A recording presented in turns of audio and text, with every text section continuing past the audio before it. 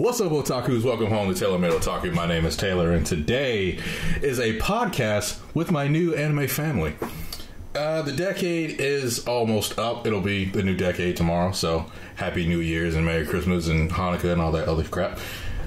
I am joined today by four of the best weebs that I know, or otakus, or however they want to address themselves. We're going to start off with he muted himself.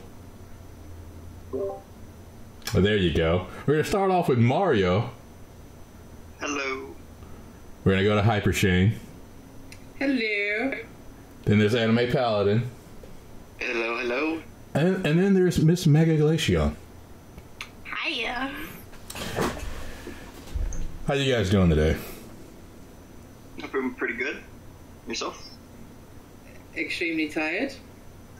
But there we go. Tragic. The seasonal time for me is finally over, so I'm working less hours, which is always fantastic. Yes. I'm doing great. It's a great start. This is fantastic. Sounds so happy. Okay, I'm going to give you guys like 15 seconds to sell yourselves to my audience who may or may not know who you are. So let's start off with Mario. Alright, so if I'm gonna sell myself, then my price is around $1 billion. So if you're gonna sell me, you can God damn it. no, go subscribe to my channel, please. But what do you do on your channel? Well, I try to make an array of different types of videos, from ranking videos to trying out to sing or dance challenges, and recently trying guess the anime opening challenges. So I have quite the variety. Okay, how about you, Shane? Okay, so I mainly do Let's Plays on my channel with the occasional anime challenge videos. I also have a tendency to trigger people, but let's not get into that. So yeah, pretty much that's me. Cool. AP, I think they know what you do, but go ahead and tell the people what you do. Alright, if you guys don't know, and this is probably a lot of y'all's first time hearing me, my name's Anime Paladin. I do so many sorts of videos, from trying to sing dance challenges, to cry, laugh, all sorts of emotional states. And I like to torture this man Taylor here and Shane from time to time. Motherfucker. Yeah. Follow me on Twitter. Yeah. That plug. Okay, Mega? I make challenges occasionally, and I react to stuff even more occasionally, and I also like to roll on this mobile game called Fate Grand Order, and I'm like 2 subscribers from 150, so you should subscribe. Yeah, definitely do that. Right now. Like pause this video. Another one is subscribe to all of us. Go subscribe to all of them. You right there. I see you. Shaking your damn head. Go subscribe. We're waiting on you, fool. Go subscribe. That's why I'm actually shaking my head right now. I knew it was going to be you.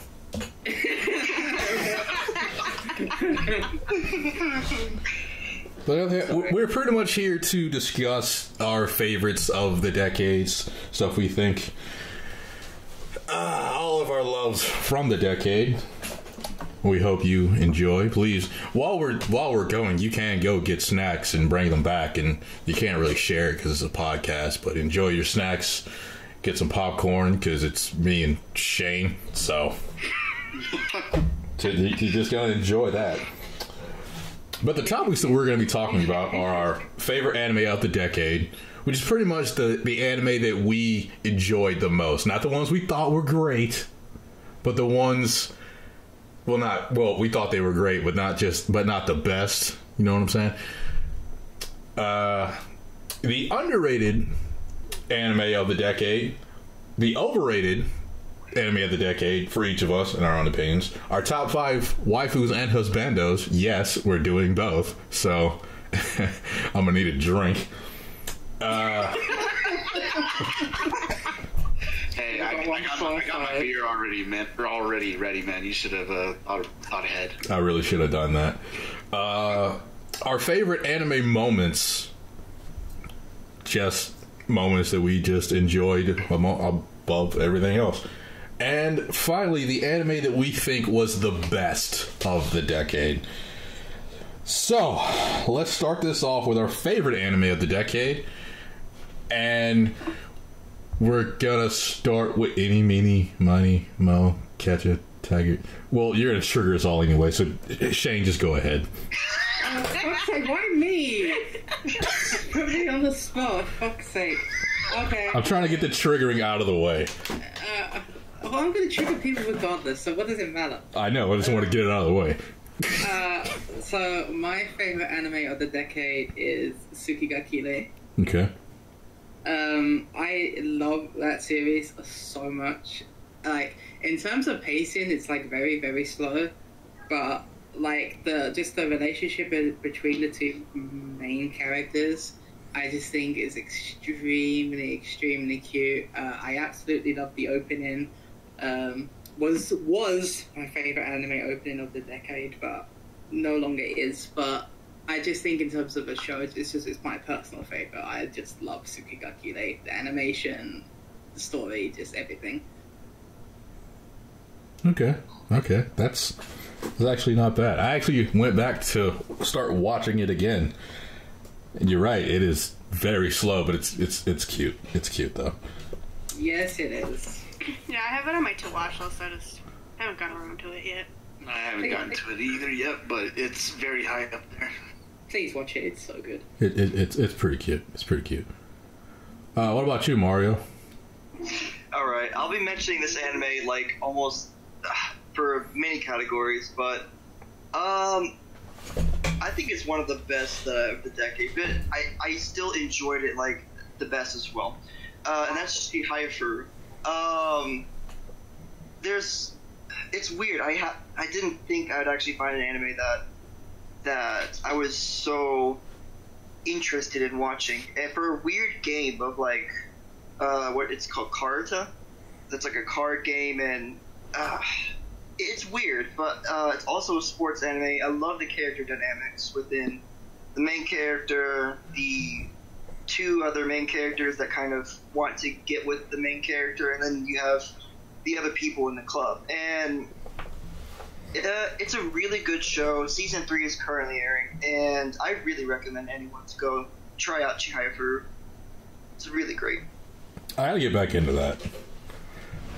You sold me on giving it a chance, so I put it on my watch later list, which at this point has 273 anime on it. So yeah, I'm gonna get to it eventually. It ain't going nowhere. I think that's like every average weeb's tier, like to watch list. It's constantly growing. Yeah, all the goddamn time. What about you, AP? For me, it's a little bit harder because I'm a little biased. I love Yojo Senki, but my favorite anime of the decade, I'll have to give it to Ancient Magus Bride. Ooh. Just for the sole fact of I love both their openings. The second one is better in my personal opinion, but you know, that's just me. But just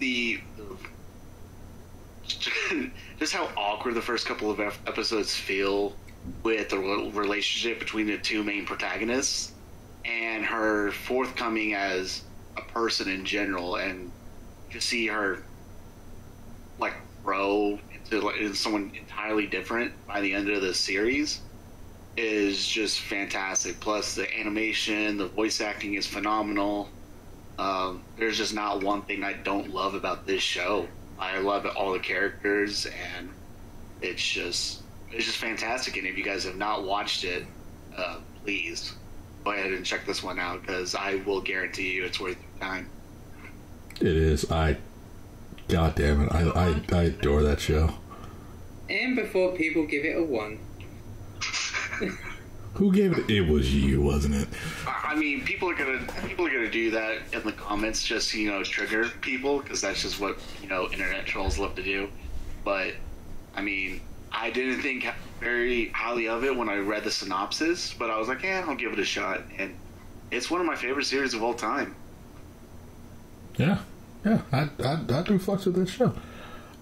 Mega, how about you? My personal favorite is Irazoku, the world in color. Irazoku Seki no Ashikara. Oh. It is also my favorite anime of all time. It is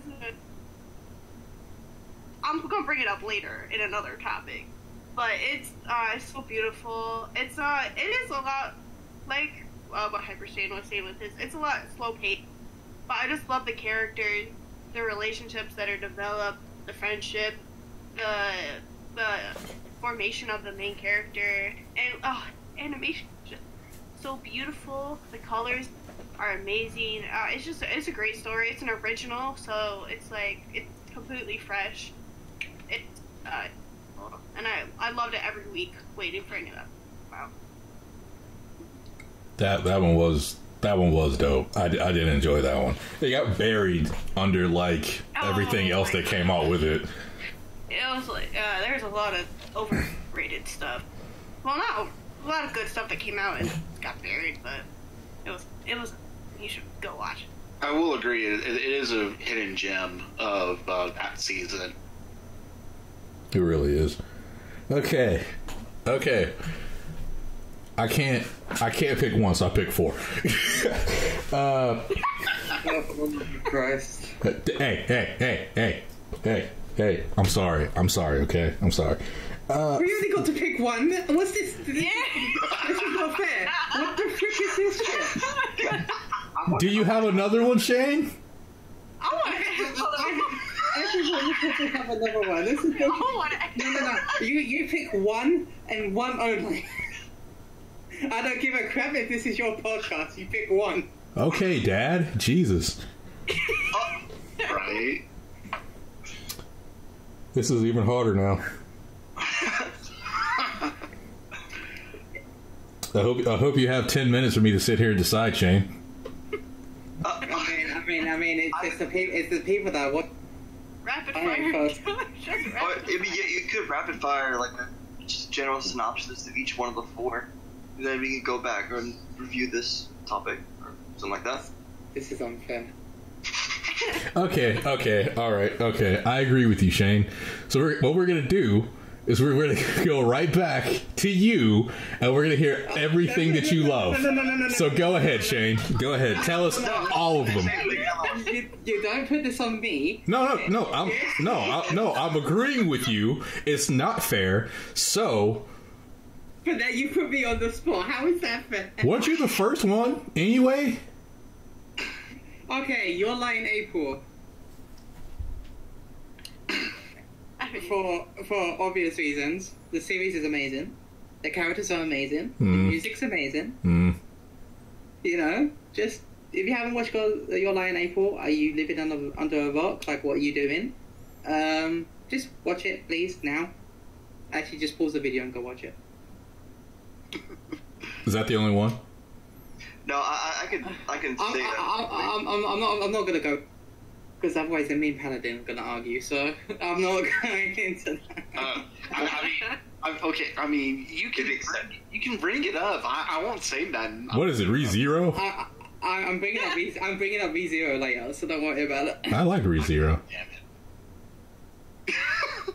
Yeah. Anyway, I've mentioned my second. Someone else go. Mario. Okay. I think for another anime that I really, really enjoyed this decade was definitely Konosuba. True. Hell yes. There are many waifus in Konosuba, and the banter between Aqua being absolutely useless, the Megumin always doing explosions, Darkness just literally going off at any occasion. And then there's the other people, Yun. She needs more love. And then it's just there's so much in Konosuba that I really loved and I enjoyed. Yeah, I think that will be the anime that we'll talk about for the ones that I enjoyed the most. Yes. AP? I'm not going to say the one that I'm thinking of because for my underrated anime of the day. But hold on, it was just here. Oh my god, this is what happens when we're put on the spot. No, but I know it just came out this year, and I know it still has like a whole lot of hype around it. But The Promised Neverland was one of the, I think, most well done animation wise. It really makes you want to feel like you're in main character's shoes, and you're like a kid in this just inescapable trap. It feels like the entire time, and it's just one giant mind game that is just you never know what's, unless you've read the source material. When I first watched it, I went in blind, and I had no idea what was going to happen next, and I was constantly waiting for the new episode to come out. Like, it's one of those shows that if you watched it when it was premiering, probably hated it because you wanted that next episode. But if you have not watched it for whatever goddamn reason, go ahead, and it's going to be one of those that you'll want to finish it in one sitting. So I love that show. Goddamn right it was. I love that show. I love Isabella. Yeah, People shouldn't forget winter of this year. It was really fire for many reasons. whole year. The whole year was very good. Like, these last 3 years have been very great for anime. Oh, So, yeah. Yeah. Okay, how about you, Mega? Maid-sama. A. I knew that was coming up eventually. I thought you were going to save that for later. Damn. Oh, we're gonna save a certain character for later.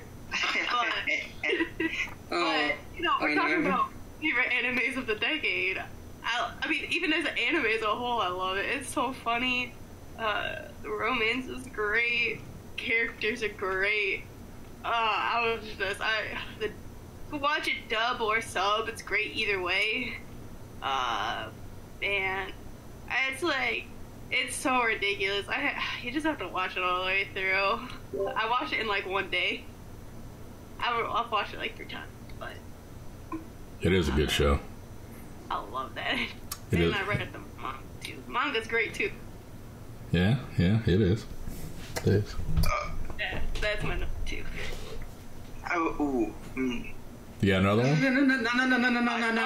No, stop. You stop. Taylor, I'm sick of you.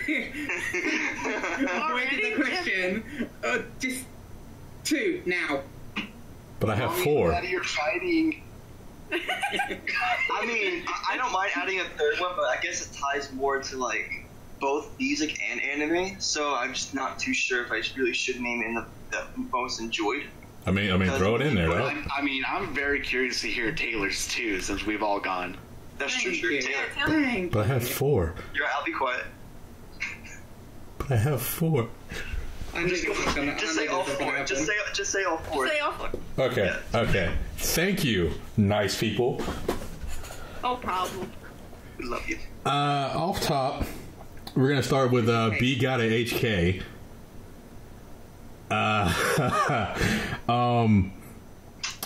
It's literally about a girl who wants to be a hoe but can't be a hoe. I thought it was. That's that blonde girl, right? Yeah. Yeah, I know which one you want about. Like she wants to be a. That series is funny. Like she wants to have sex with 100 guys before she graduates from high school, but when she gets to the first person, she can't. Like she gets nervous and she can't do it, so she picks the most average Joe to take her virginity, and he's like so, you know, dense protagonist type, but he's also kind of like, I think I know what she wants, but she's always like running away. And This show. I'm not gonna lie, I legitimately stayed away from the show because I thought it was stupid, but I saw it everywhere and I was like, screw it, I'll give it a chance. And I watched that anime 15 times. Dog, what the fuck? When I find something that I love, I'll just watch it over and over again. Besides, this was a point where I bought it and I didn't have internet, so there was very little else for me to watch. And let's see. Number 2 is Surizuri Children, because I love romance, and that's all romance, and it's all cute. It's all adorable. All of it. Every single one of them. Absolutely adorable. And it made me laugh. So it was just a full, good, heartwarming experience. Okami-san and her 7 companions. I think I've seen that like 5 or 6 times. It's a great show. It's a tsundere done right. Is what it is. That's what it is. She doesn't like beat the guy for no reason whatsoever. Like 98% of tsunderes, which is why I fucking hate tsunderes. But hey, watch it. Watch nothing. I hate tsunderes, dog. But in the first episode, like, he confesses like he loves her, and instead of being like, ew, gross, that's disgusting, like most fucking tsunderes, she asks the question, what do you love so much about me? Like that's where it's going. He has to prove to her why he's worthy for her, and just the whole journey in and of itself is a really good journey. And last but not least is Witchcraft Works, because I don't know, there's something about an OP female protagonist that's 6'4" and got giant titties. I don't know what it is. But I did thoroughly love that show. I thoroughly loved it. None of those are what you would call top tier, but they're all very, very much enjoyable. Are you happy now, Shane? No, you still got 4, but anyway, moving on. Do you have 2 more, Shane? No, and plus you're triggering me with a Cinderella crying, so let's just move on. How am I? If everyone's moving on, then I'm not going to state the one I had in mind. I mean, if you have another one, let us know. I mean, it's more like I love the music in that show rather than the actual like show. But if you don't mind, then I'm gonna say Macaque City Actors. Okay. Definitely has like the best music I've seen for anime, but that's of course my tastes in music, I guess. I do like the story and its concept, but it did felt like, and I did enjoy it a lot. I definitely think that the music definitely added a lot to it, and I did go after the anime. I did go and revisit all the other songs that could have been in the Macaque City Actors, but wasn't, and I've been converted. So. Okay. All right. Anybody else got anything else? No, I'm good. Mega, you got anything else? Nope. AP? No. I think I'll keep it at the 2. Okay, I actually do have one more. Okay. My team of romantic comedy Snafu. Ooh, that's a good one. That show is just like I'm like, spoiler for now. Hachiman is going in my husbando list, and I've never loved a male character as much as him, just because how much of a badass he is. I see myself in him a lot because he pretty much says what he thinks, and like I just think in terms of a show, I just think it's like good. I think it's got good story, good characters. I think the only thing I don't like is I don't really like the openings that much. Other than that, like I think the show is like really, really good, and I'm collecting a light novels, so why do you like they're really good.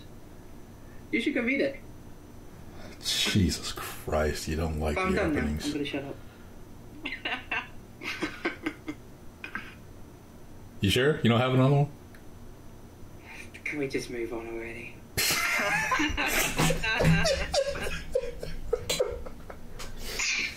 Sure, let's move on to underrated anime of the decade. And to give Shane a break, I guess we can start with Mario. Let's start with you. Alright, well, I'm gonna bring back Chihaya Furu up again. Wait, before you go. Okay. You can do as many as you want. Alright, good. Alright, That was aimed at me, I know it. Alright. It was not. Chihaya Furu, I think, from what I've seen, it's very popular, but at the same time, in people who I talk with, no one's talking about it. Maybe only like a few people, and it's a really, really great series. I already touched upon it in the what was it called? I lost my track. The favorite anime of the decade. I've touched upon many reasons why. All I can really, I'm bad at explaining stuff, but just give Chihaya a shot. I think it's really, really good, and more people should be talking about it. I actually have two more. The second one gets put off because of the art style. Ping Pong, the animation, I think is really underrated. The art style, well, may be jarring. I do really love the story and the amount of characters like that, you know, get explored, and it has a really satisfying conclusion, and really all the characters are built up, and it only lasts 11 episodes, so for them to do so much really good stuff in 11 episodes, I thought it was really good. I didn't find the art style jarring because I just didn't really pay attention to it, or either that or I'm not really too affected by that. The last one is from this year, Naka no Hitochino. I love that show so much. It's weird because every time I talk to with some other people, they just don't like it, and I personally enjoyed the different episodes with like different types of games that they decide to go over. You have one which is like horror. You have another episode which is a dating sim or whatever. It's what's it called? Like it's like something like that. You have Japanese games, etc. It's just it's a very enjoyable series, and it has a really good soundtrack as well that I think more people should, you know, get into it. So yeah, those are my three. Okay. AP. Alrighty. So this one is a newer show. I do believe if I remember correctly, it came out last year, like last fall. But it's called Bloom Into You. It's not many shows get me to read the manga or like the light novel, whatever. But I fell in love with this show. It's a romance. I'm a sucker for romance, just like everyone else here. Yeah. But it's a Yuri romance. I don't know why, but every episode that I see of this show, I'm a little fanboy, and I start getting giddy, and I just love these characters so much. Like, y'all don't even know. The manga has recently finished, recently been completed. And I don't know if we're ever going to get a second season of this show. But if you're looking for like a romance of a different variety that isn't citrus, and fuck that show. Sorry, I said it. But yeah, it's one of the ones that, you know, it was a hidden gem for me, and it was one of my most enjoyable shows of recent memory. Okay. Mega? Well, I already talked about yours, too, so... I'd also say Hina Matsuri. It's really underrated. Great anime about, like, family, and, it's the cutest slice of life. I love Hina, I love Anzu, I love them all. They're so adorable, and it's just so touching. And, I really enjoyed it. I'm really good at talking about it.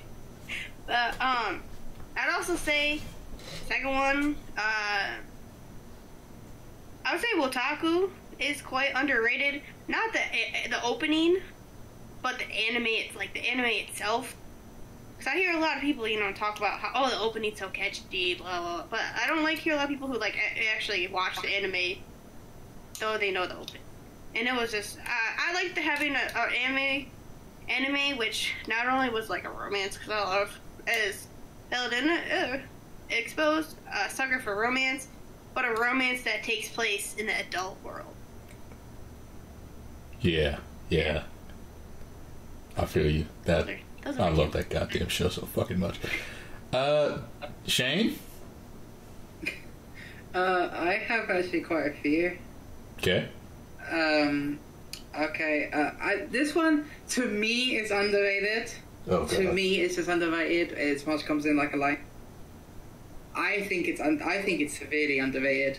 Oh yeah. I think March Comes In Like a Lion has a fantastic story, and the family, I can't remember off the top of my head, but The Kawamoto family? Yeah, the Kawamoto family. I've never wanted to protect people so much, fictional character-wise. They're just so adorable, and what they've done to Kiriyama is just...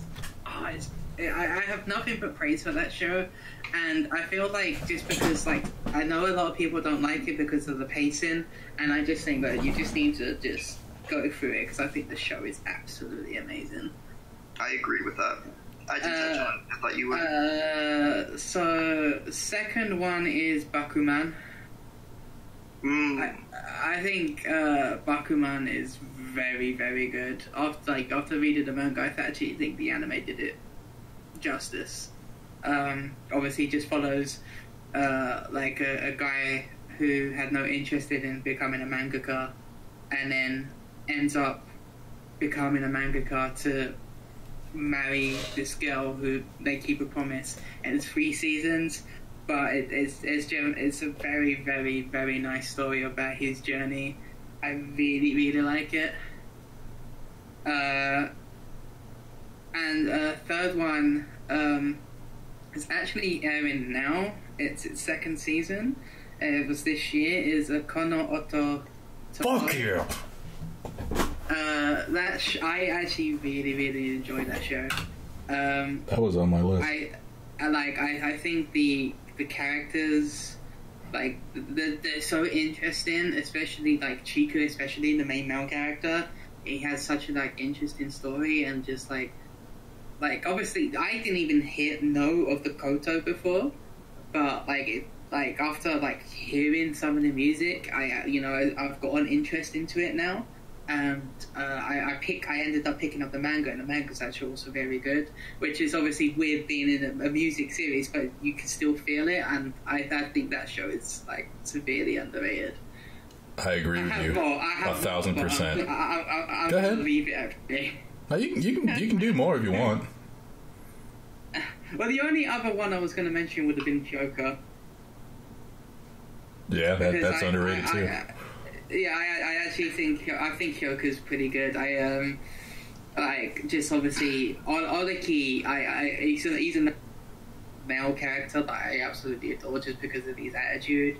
Like, he's lazy, but he can solve mysteries like it's nothing. And obviously Chidanda with her cute little eyes, and like her quote of it's "I'm curious." It's just so adorable. I really, really, really want to read like the light novel, but I can't find it anywhere, which is sad. But I actually really, really also enjoy that series, so that would be another underrated, I think. But that's me done. You don't have any more? No, not off the top of my head. Okay. Well, I agree with you for Kono Oto. Really, that one was on my list. I'll have to switch that one out.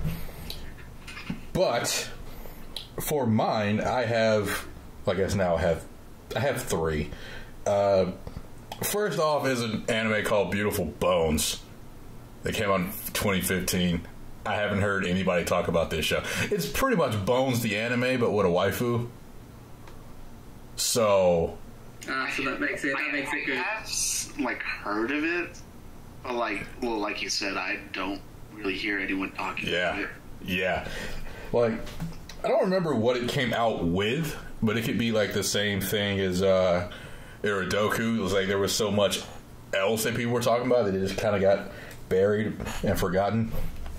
But it's such a nice show, and Jesus Christ, no one ever talks about it. No, it's never brought up. Second, which I could have put on my favorite anime of the decade list, is Welcome to the Ballroom.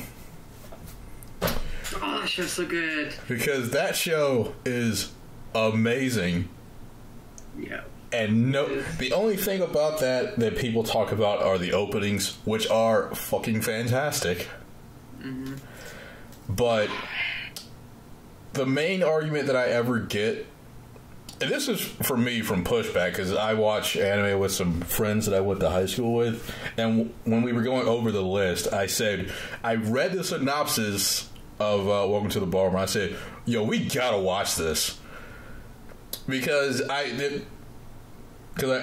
been around and I know that if there's one thing that anime can do, it can make something that you're not interested in whatsoever fantastic. And it's ballroom dancing, and I don't give a damn about ballroom dancing. But I knew that an anime about ballroom dancing would be amazing.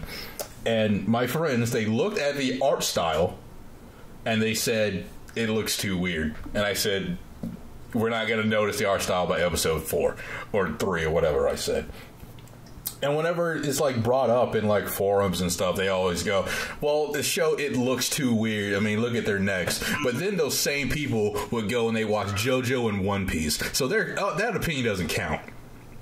I mean, I have people who like trash the art style of the ping pong, the animation, but I just disregard it because everything else is so good. And not only that, but just...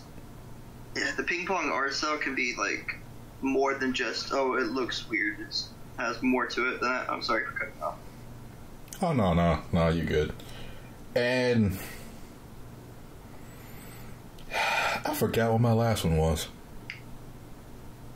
What was my last one? Did I write it down? I will say one thing about Welcome to the Ballroom because I have not shit. The first time I watched the opening, I'm like, dog, are these guys fucking giraffes? Like, what the fuck? But no, I mean, from what I've heard from the people who have watched it, it's a really good show. It is on my watch list, but I can kind of understand what people are going with the art style. But the people who watch JoJo and One Piece are just like, you can't get any weirder than those art styles. Yeah. For the most part. Yeah. You can't bring up the art style looks weird and watch One Piece. You have no leg to stand on. Especially if you start from the beginning. Exactly. Oh, yeah. Oh, my God. Or JoJo's. Good them hoes ugly. But I remember what my last one was. My last one was Sarin Zanmai that aired this year. Yeah, I knew you was going to say something about that. It's, Sarin Zanmai is fantastic. It's probably the gayest anime I've ever watched. And I could not get enough of it. Like that like that's how good, that's how much I can sell the show. Just the relationships that they have, and the animation at points is fantastic. Now, the subject matter is something completely different. That's what makes it like the gayest anime I've ever seen. But if you watch the show, they sing this song like in the middle of it, these two cops, and it'll be stuck in your head for years. But those are my three.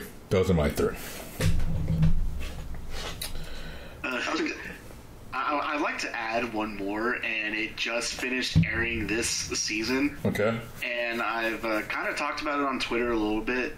But Beastars, I know it has been having a little bit of hype around it. Shut the fuck up, Mega. I'm not a furry. Anyway.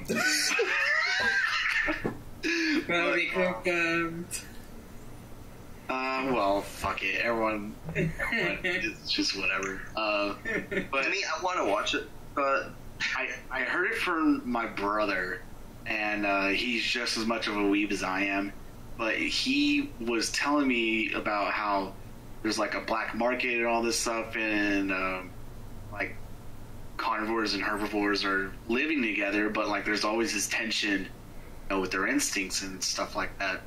And I'm not gonna lie, the art style does get a little bit of getting used to, but you really don't notice it after like the third, fourth episode, and it's actually quite different in many aspects. Like the main female protagonist is kind of seen as like the school whore, and she's confronted about that, and she's bullied by all the girls taken advantage of by a lot of the guys, and then the main character. Why did I forget his name? Anyway, yeah. Wait, say it again. Legacy. Legacy. Okay, yeah. I don't know why I forgot it. I just watched the last episode like the other day. He's a very shy, big ass wolf, and he's shy and keeps to himself because he's afraid of making people scared and uncomfortable just because of the fact of how big he is and the fact that he's a wolf. And so he fights his instincts, the entire series. And I don't know, for me, it was just one of the best shows of this year. I'm not going to give a contender for best anime of the year, but it's definitely an honorable mention in a lot of aspects. And if you haven't watched it, I would not that you're going to be labeled as a furry if you watch this, but I don't consider myself one. It's not like I'm going to go watch anything else, but it's a very enjoyable show. It's very, very surprisingly mature. So it just finished airing. So if you haven't watched it, go give it a chance. I just remember what Senior Sojo.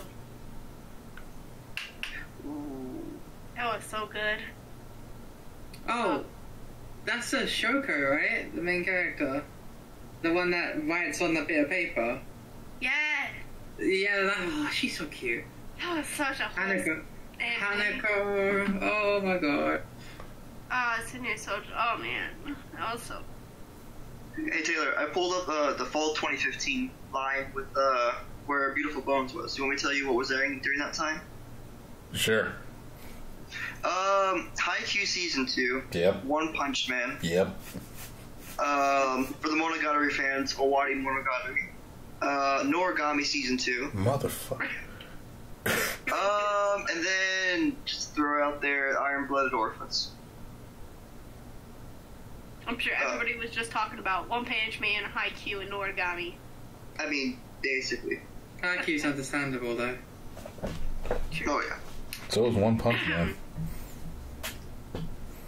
I mean, One Punch Man took the world by storm when it came out. Yeah. Madhouse was like really bringing it. I dropped him.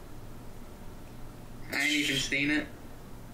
God damn, man. Mega, you said you dropped it? I'm about to drop you. Like, It's not that I thought it was bad, or that it just wasn't my like type of anime. It didn't flow with me. Got too much testosterone, too much blood when he punched. I don't know. It was back when I was like didn't like blood at all. So I don't know. It just didn't flow with me. I wanted to watch it and I wanted to love it. It just didn't flow with me. At least you put in the effort. Yeah. yeah. That doesn't take you off the list. No violence, okay? Violence is never the answer. Dude, I live in Texas, man. Violence that's just the way they do things. Okay. I suppose that makes sense. I am a Brit. Oh, Texas is one of our most violent states, but it's also one of the most American states. Sorry, Paladin, I might never be visiting. Sorry, bro. Oh, you gotta go to Texas. It's real nice out there. It's just hot. Oh yeah, it's lovely out here. But I live in dangerous cities in the country. If I'm correct, we're like number 22 or some shit. I wonder. Oh, I suppose that's where the Celtics play. So maybe. Yeah, you'll be fine. Yeah. Okay. All right. Okay. You're white. You'll be fine. That's true. Okay. Let's move on. I mean, hey, not too long ago we had a shooting where the guy was targeting, Hispanic people, so. Yeah. Right.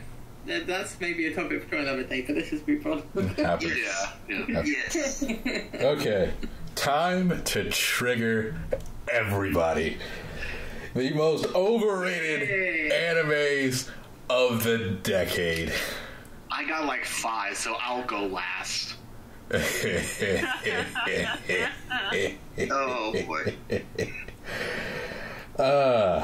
Okay. Before we start, ladies and gentlemen of the comments, I want you to keep this in mind. We don't care about your opinions. Now, True. It's true. It's Fuck true. your opinions. It's true. just because we think it's overrated does not mean that we're saying that you should not enjoy it. We're just saying we don't get why it's so enjoyable, or why people find it so enjoyable or talk about it so much. But I really don't know who I want to go last, because Paladin, like AP, like you said, you had a 5, but Shane is like the king of this. Oh shit! Yeah. I know. I mean, Shane and I are gonna have a little bit of a war between us just in this category. He's gonna fucking mention the series. I fucking know it. And I'm gonna kill him. I'm gonna kill him. I'm gonna kill him. I'm gonna mention it because it's garbage. It's not fucking garbage. Fuck you. We haven't even started. Funny. Okay. Named after a car company. I don't give a fuck. Okay. All right. Okay. Calm down. It's fine. I guess I'll start because I can only think of like I have 3.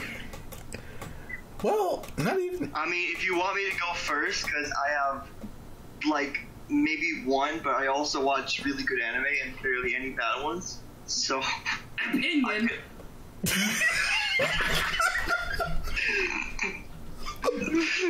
I haven't gotten around to a lot of anime, so I'm somewhat new. I'll tell you what. I'll go first. Okay. I'll go first. I'll get mine out of the way. The first, I have 3. The first one is Yuri on Ice. How many people fucking to it? I mean, you might hit on a different reason why. Maybe, I don't know.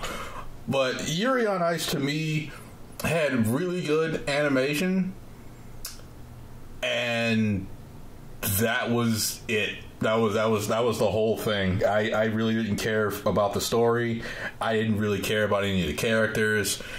But the ice skating was nice. There was just so much in it that was just overly sexual, and I didn't like it. I personally, I just didn't like it. Second, which might trigger a lot of people, but My Hero Academia. Oh, yeah. Done. And he's walked away. Just because it's Now let me say this. bad. Let me say this. I love My Hero. I love My Hero. I've watched all the episodes. I've read a good chunk of the manga. And I am thoroughly enjoying the show. A lot of waifus are in that show.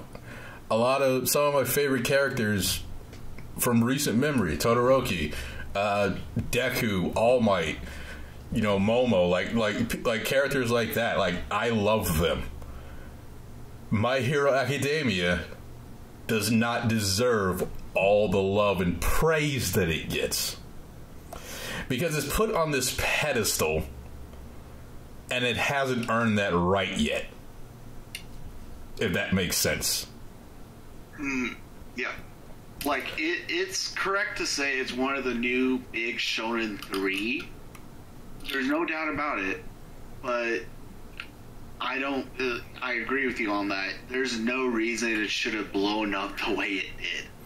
Like, I'm not even gonna say that, because it's a show about about heroes, and like, there's not that many shows about heroes, and we are coming from like the Marvel explosion over the past 11 years, and even DC, even though they mostly suck at it. I agree with you there, but you trigger a bunch of people. But I think that, you know, there are some people who legitimately think that My Hero is better than Naruto and Bleach and like One Piece and like Dragon Ball. Like, they think like it's one of the greatest anime ever made, and I'm like, slow down. It's not even finished yet. So just slow down, let it play out, and then we'll decide later. Well, weren't they saying that around season 2? Yeah. When it aired? And season 2 was good. When did season 1? They were saying it's season 1 with 12 episodes. Yeah, season 1 was not great. It was okay. It was enjoyable. It wasn't great. Season 2 when did with like season 1 come out again? I think that came out in like 2015, 16? 2016. 16? Yeah, like not that long ago. 2016. It's gotten a new season every year. Yeah, it's a good show. It just does not deserve to be put on that pedestal. And speaking of not deserving to be put on a goddamn pedestal, Demon Slayer. Oh, there goes everyone. Now, before y'all even start typing in the comment section, how many of y'all, answer me this question, how many of you were watching it before episode 19? I was too. A lot of people were sleeping on it until 19 came out. Then once 19 came out and they saw, which was some amazing animation, by the way, not the best of the decade, you sons of bitches. A lot of people were sleeping on the show from the jump. Then episode 19, then they decided to binge it all. And they're like, "Oh, this is fantastic! This is one of the best anime ever," and it's not. And that's coming from a guy who loves Demon Slayer. I still have an episode to go because I don't want to finish it because I don't want my life without Demon Slayer in it. But right, I can also admit that you can't put something on a pedestal for 2 minutes of one episode. You just can't do it. Like, do you guys remember when the day that episode came out? Yeah, they almost broke Twitter. Was on fire. Like they almost broke Twitter. They almost broke Crunchyroll, and they almost broke Reddit. Like, it was everywhere. No, I'm pretty sure they broke Reddit. At least, it got really close with Twitter. It was #1 trending for like hours. Yeah, it blew up, and deservedly so. It's really good animation. But then, like My Hero, you got people running in saying it's the greatest anime ever, and it's just not. And now, you mean to tell me, Funimation, that it has the best animation of what, like the decade? And it just doesn't. That one scene does not trump the entirety of Violet Evergarden. It does not trump Fate. It does not trump... Somebody said JoJo. They can fucking eat me. Mob Psycho. One Punch Man. Like... Attack on Titan. Like, there's so many other... Anime didn't just start in 2019, guys. It started, like, way back in, like, the 40s. But that's a question for another day. I'm saying they're overrated because they're put on a pedestal, not because they're not good. But that's just me. I have been rambling for a while. Who wants to go next? You kind of said basically what I needed to say, so... I mean, I could throw in one pick, but I really have to rewatch the entire movie just to really give a good take on it. But was it just me, or was Your Name really confusing? Your Name didn't make any goddamn sense. Your Name... I got my sister right next to me. Oh, okay. Yeah, Your Name didn't make any goddamn sense. Like, I like Your Name. It has really great animation. Mm-hmm. And it just was really confusing. I definitely need to rewatch it, but it's apparently, like, the best movie for anime ever created, but... And there's the silent voice, so it's just somehow lower than Your Name on my anime list, so... yeah, I definitely think Your Name is overrated. It is overrated. And I liked Your Name. I wasn't in love with it. I just liked it a lot. Didn't make any sense. Yeah, I hear you. Okay, Mega, you want to go? Oh, yeah, so your name was one of mine, but my main one is Darling and the Frank. That's fair. And even the first part that people says good is overrated. Man, I only couldn't make it past 5 episodes. Damn, Mega. I felt like I was watching the same episode over and over again. Okay, You're that's just fair. solidifying yourself on my list. Okay. I had no interest in any of the characters. I just... You didn't fuck with Best Boy Godo? I just Dude, couldn't. Toro, come on. I couldn't. Even everything about the anime is overrated. Especially Zero. Oh, don't get me wrong. I totally agree with you. I don't. The first half of Darling in the Franxx, I did thoroughly enjoy it. The second half, Well, I mean, I don't know which had the worst second half. Darling in the Franxx or Sword Art Online. Oh, Sword Art oh, Online. well, I don't know, It was man. bad. Sword Art Online was bad, but they didn't make the main girl a fucking spaceship. They didn't introduce aliens either. Exactly. No, My issue with Darling in the Franxx is, it was very interesting and mysterious. They didn't give us a whole lot of information in the first half. Then you get to episode 15, it's a giant climax, and then they leave a big ass, like, you know, a cliffhanger at the end of the episode. And if you ended the series right there, I think it would have been, you know, a contender for Anime of the Year. Yeah. But like many good things, they just kept pushing it, and now it's one of the biggest jokes in anime, like, to date. Yep. They couldn't just leave it alone. I love how irrelevant 02 became in the second half. Yeah. And then they turned it into a spaceship. The second Kim Kardashian got a fucking hold of her, it was dead. Oh boy. So I guess I'll go next if you're done, Mega. okay. Yeah, I'm done. I'm done. Okay, well, I know this is going to trigger you, but the Fate universe in general, don't get me wrong, I play the game as much as Mega does, the Fate Grand Order game. I've watched all the anime, but the fact that it's getting a spin-off or a movie every year, yes, the series is good, the concept is fantastic, but there's only so many times you can redo the same shit before it gets old. You know? Like, the movies, for example. I haven't watched any of them, but I do have a basic knowledge of it covers every different arc in the light novel from start to finish. I get that. But at the same time, it's like, did we really need this? I don't know. I just don't like how big of a pedestal it is on, and the fact that so many people think it's so, what's the word, intimidating to get into in the first place. Kind of like, you know, any of the big ones like Naruto, One Piece, Bleach, you know, there's just like, how many episodes are there? How many different spin-offs are there? No, I'm not getting into that, but yeah, I mean, if you love it, you know, don't hate me on it. I love it too. I play the game. I'm a whale. Don't get me wrong.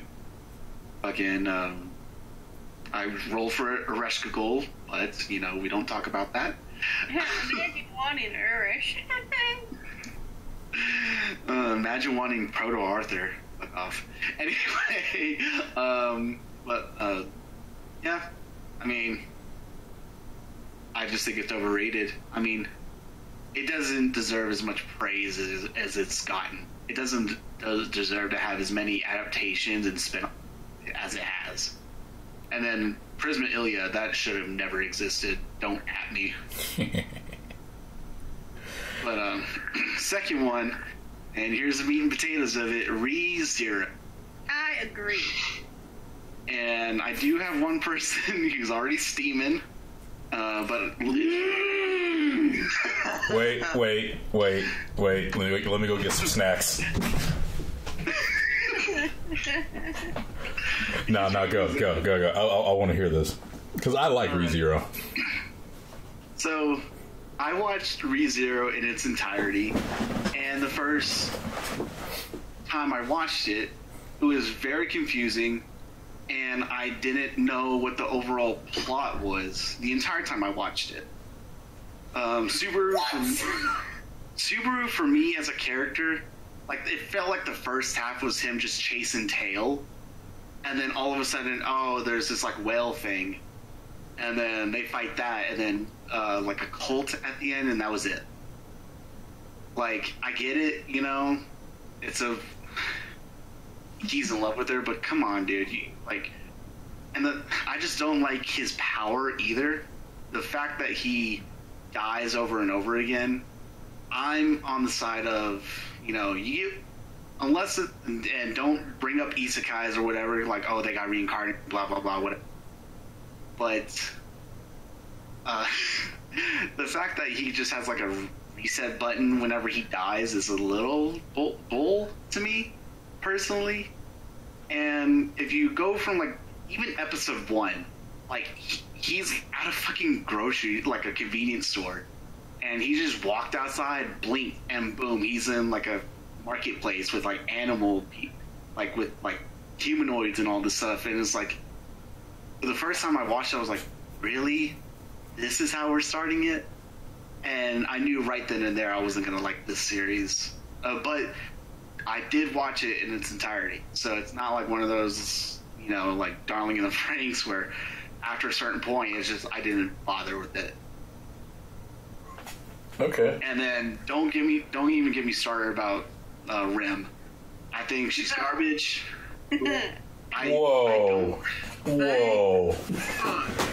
Whoa, slow down, dog. Okay. Garbage is a strong word. So here is my reasoning behind it. Okay. She did not give 2 fucks about him, and she ended up killing him one time. But you can't tell me he changes like one little thing, and then all of a sudden she is confessing to him, bawling her eyes out, making the anime community adore this girl, you know. And you can't tell me that one scene has made her the number 1 waifu out there.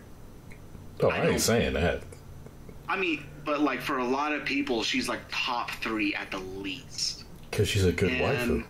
I just never thought she was that interesting of a character in general. That's just me in general. And the fact that she becomes kind of like a pet to Subaru is just, it's a total change in the character that I just didn't like. But I mean, I didn't like the character to begin with, but it just got worse the more the series went on. To me personally. Damn. Music was good though. AP, you're breaking the balls here. here. I can't say much. I haven't seen ReZero. I mean, the music was good. Yes, that's its only saving praise that I will give it. Damn, man. I think it killed Shane. Oh, okay. I mean, I'm just shaking my head. Winky, me too. You said you had 5, right? Oh Lord. Well, I mean, I was gonna touch on My Hero, but Taylor, beat that dead dog. So there's that. Sorry. No, it's all good. You touched on all the points I wanted to touch on anyway. I was gonna mention Konosuba, but I mean, I have watched it. It did make me laugh quite a bit, so I'm not gonna mention it. Do I think it's overrated? Yes, a little bit, but I mean, that's all I'm gonna say on that. Name 5 anime that are funnier. What was that? Name 5 anime that you think are funnier. Orisuki. Orisuki is one. Grand Blue. Yes. Interview with Monster Girls. Nah. Girls Last Tour. Nah. And Funnier? yeah. No. Nah. No, I couldn't see that. No Game, No Life. Bruh. Season 2 when? You're just dipping down into the bucket. There's no way No Game No. I didn't laugh at a single thing in No Game, No Life. No way. No Game No Life was enjoyable, but I really didn't. I laughed my ass off at the fucking chess game scene. No, I did not. Oh Good my scene. god. No. Shimonetta? I mean, come on. Okay, Shimonette's funny. Like, I'll give you that, but not funnier than Konosuba. Shimonetta is hilarious. Not as funny as Konosuba. If there's anything that I would say might be funnier than Konosuba, I would say Grand Blue. Maybe. Oh, funny. Yeah. I could be swayed either way on that one. What about Prison School? Prison... Ah. I was more into Prison School for the titties. and the principal than the actual comedy. Now it's funny. It's just not. I'm not putting that above Konosuba. Oh well, you're missing out. But what's it called? What was the other big one that I was going to touch on that I was going to trigger everyone with? Gintama? I mean, Gintama, yes, but I haven't watched it, so I can't give that much of a rant about it because I'm not knowledgeable about the series. If we got my brother in here, he'll just give it nothing but fucking praise, and I don't want that. I don't want that. Well, is it a big series that you're going to touch on? Like, fairly big. It's not of this decade, and I'm not going to mention it because I know for a fact it's going to kill a couple of you guys. I need to hear this now. Was it from 2009 to 2010? Yeah. Fuck it, I'll allow it. From like, you'll allow it? Okay, Death Note. Death Note is overrated, though. Yeah, it is. I need a drink. It's not as great as what everyone think it is. But that's just me. I gave it a 9 out of 10, so not too sure what to say about it. Like, not sure if I can really agree with you. Yeah. It's just like those two main series are my main complaints, I guess. Because Re:Zero, I think the reason why it got most of its hype is because of Realm, which the show shouldn't base its popularity on, just one character alone. It's got to be a complete package, a complete collective package, and I just didn't think it had hardly anything going for it. I'm very surprised it got a second season. Am I gonna watch it? Yes. Only so I can belittle the shit out of it.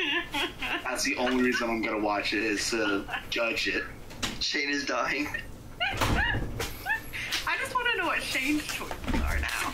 Okay, yeah, Shane, go. I think he's gonna throw one of mine under the bus just for the sake of it. Okay. But Okay, I'm back. I'm done ranting. I had to walk away from that Death Note shit. I mean, Death Note's a 9 out of 10. Like, I really like Death Note, but anyway, Shane. I'm just very curious. Shane. Okay, so... Oh, wait, here we go. Let me get comfy.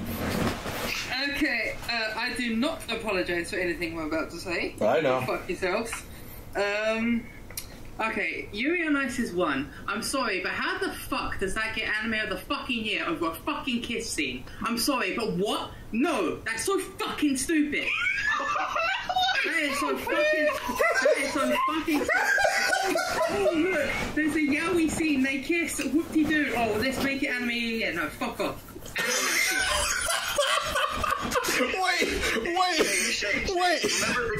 Shane, remember they won Best Animation over Mob Psycho.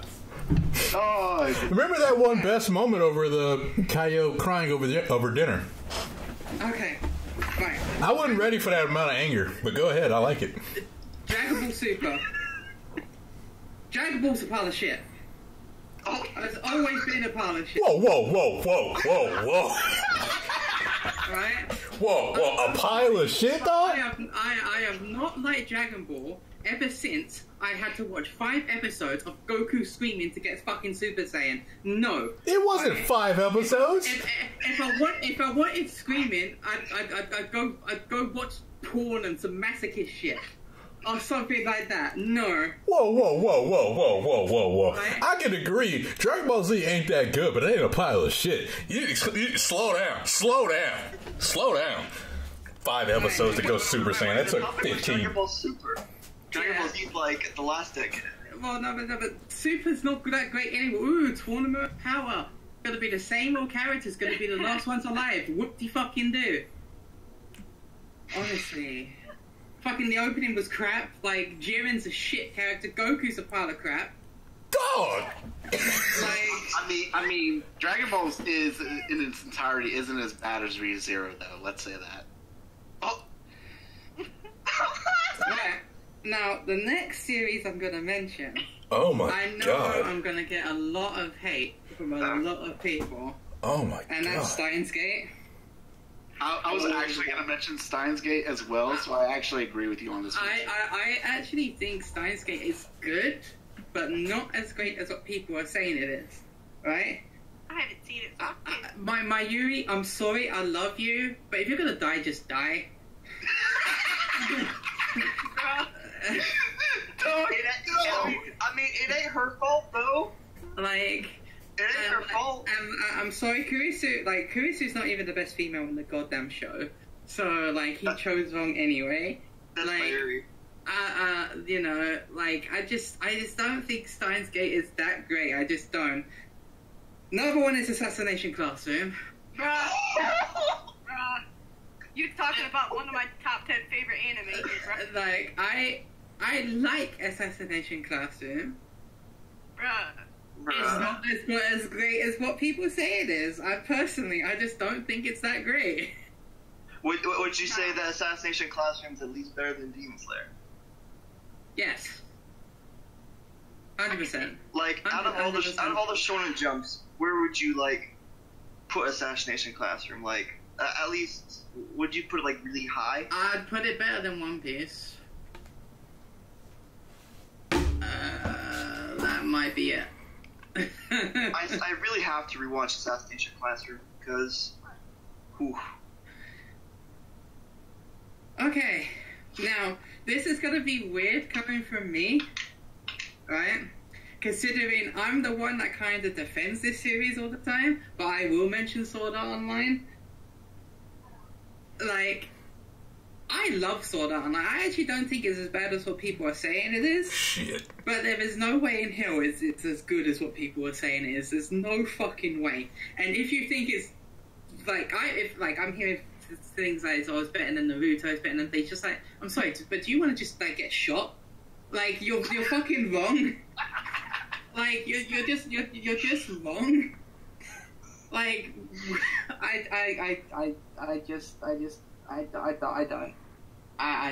yeah. I'm not gonna lie. I used to be in the middle. I used to be in the middle with SAO, and then the ending of this first half of this alicization crap happened, and I said, you know what? This is trash. This is actual trash. I can't do it.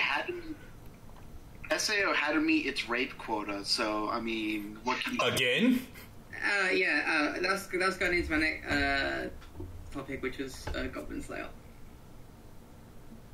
Motherfucker, did you just say Goblin Slayer? had nothing but shock value episode 1, and then it was nothing. I mean, I don't know what shock value. I read 2 comments saying that Goblin Slayer was the best anime series ever made. Who the fuck said that? And I can't remember who you are, right? But for the love of Christ, just stop watching anime. It's not for you. God damn, man. Honestly, like personal attacks out here. Just stop. Like, honestly, just stop. It's not good for you. Like, I'm sick and tired of these fucking bad opinions. Can you Honest fucking god. What's your opinions on Artie Freta? I'm surprised they got a second season. But I don't think it's that bad.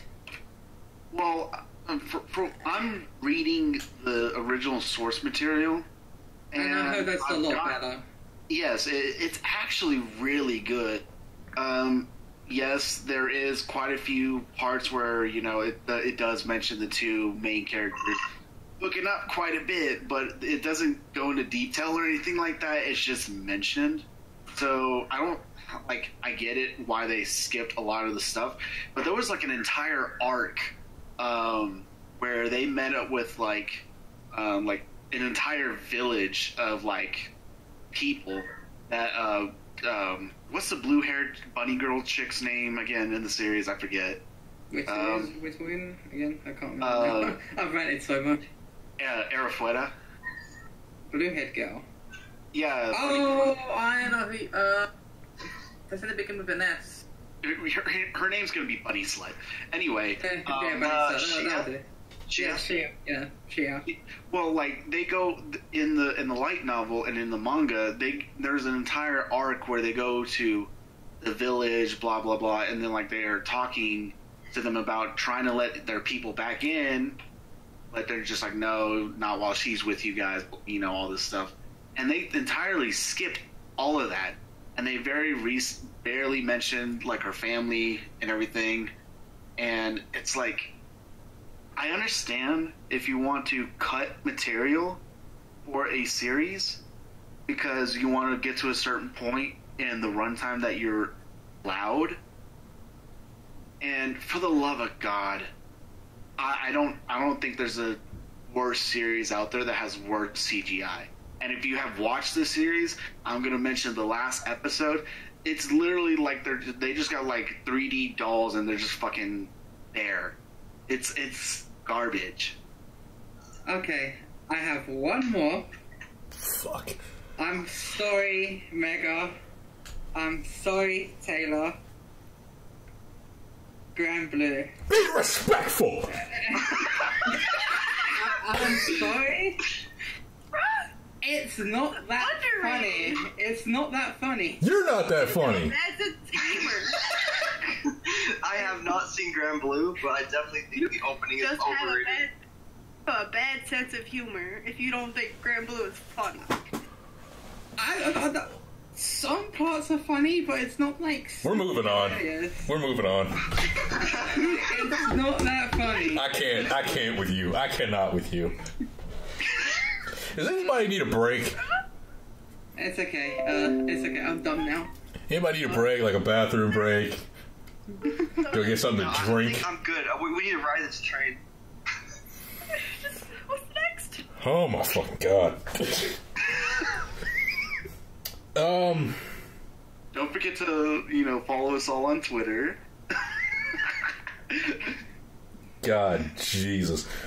But if you want to follow me, don't come to me with your shitty ass opinions. I don't need it. Oh my fucking god.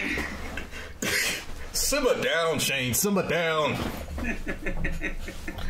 Jesus. Hey, I speak my mind. You know this.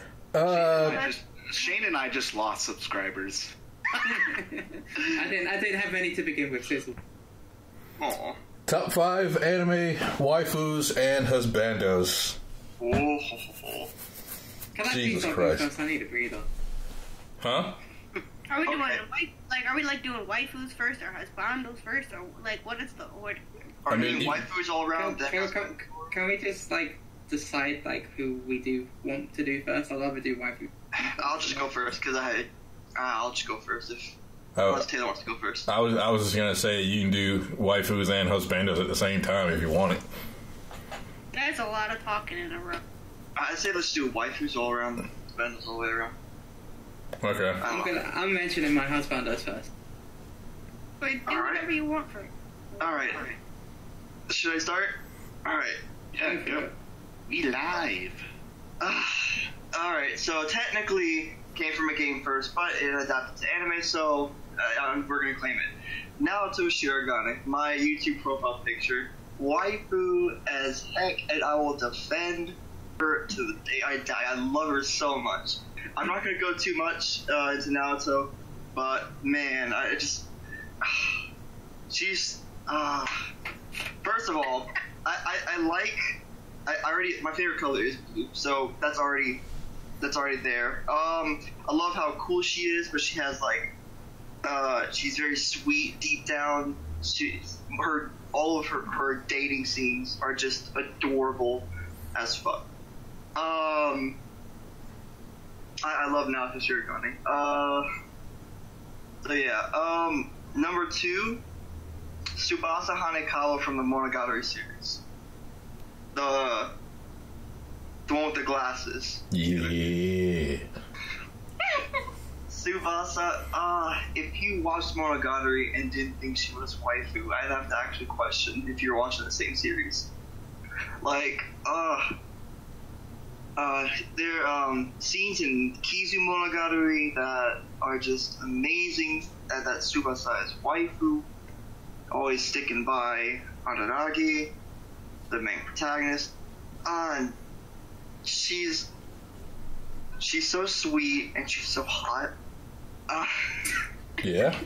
I mean, don't get any better than that. Yeah. Number 3 is Chihaya from Chihaya Furu. There's like, she's sweet. She's also like, she loves her Karuta, and she's like a super nerd for Karuta, and I love that about her. And so far, everything's been progressing. She's been really good as a character, and I really like her. And she needs to end up with either Taichi. I don't know if she's gonna end up with Taichi or Arata, or one of the two. But she's great. She can end up with me. I'll take it.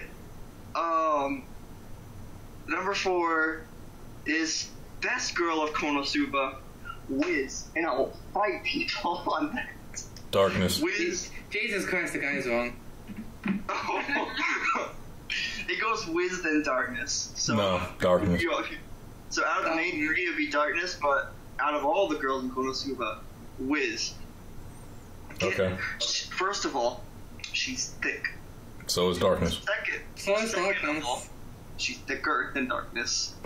So, second of all... I mean, sorry, but Darkness is when they do more pervy things. Okay. Second of all, Wiz is like... Go ahead and talk. We're going to let you talk. We're not going to interrupt anymore. I apologize. It's alright. It's alright. I don't mind the interruption. I apologize. It's a good conversation.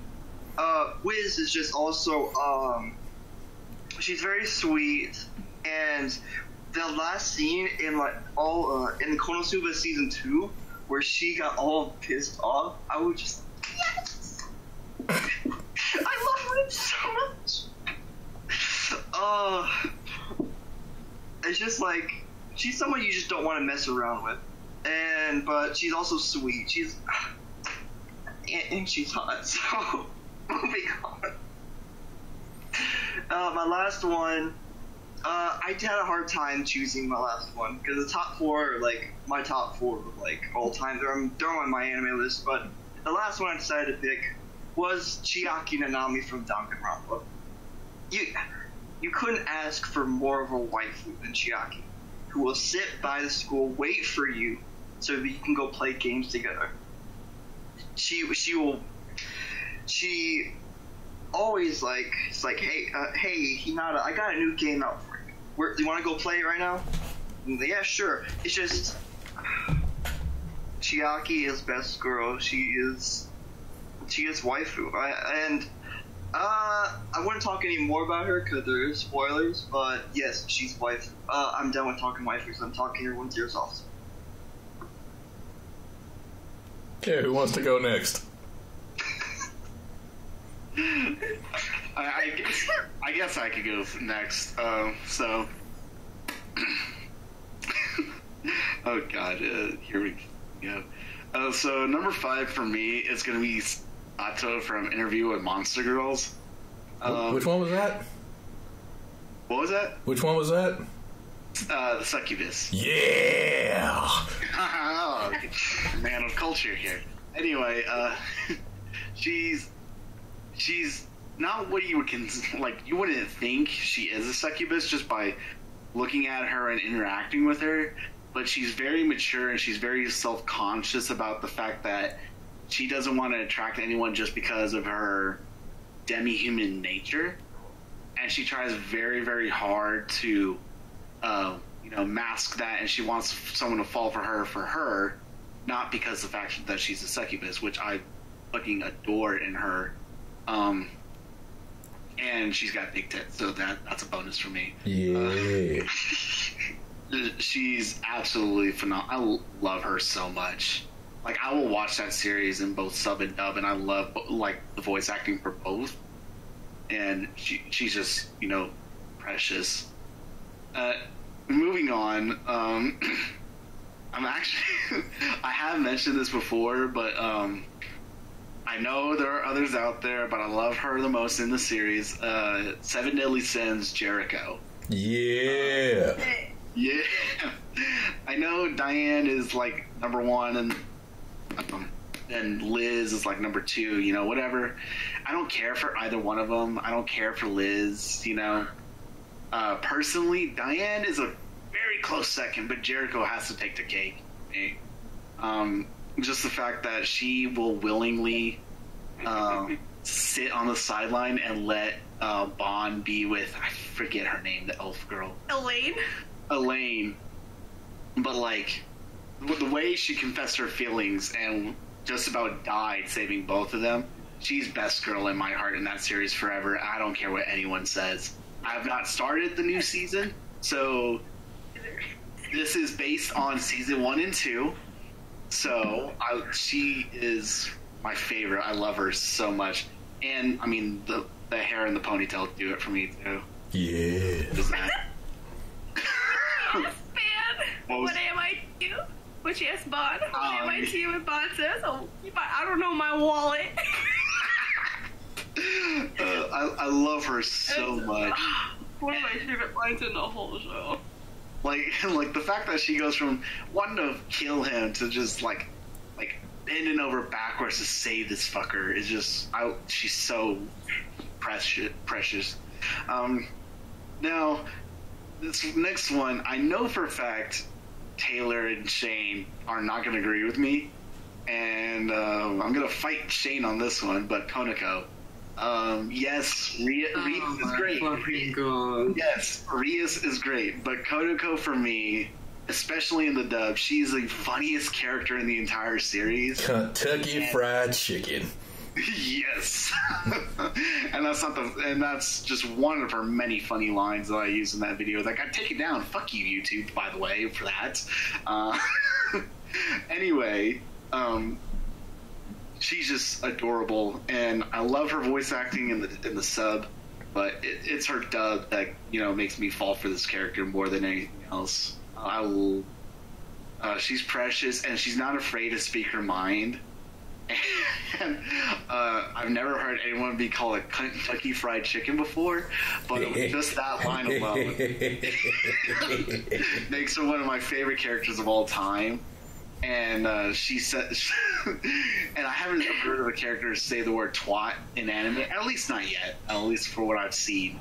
But she says it quite a few times in the dub, and it's hilarious.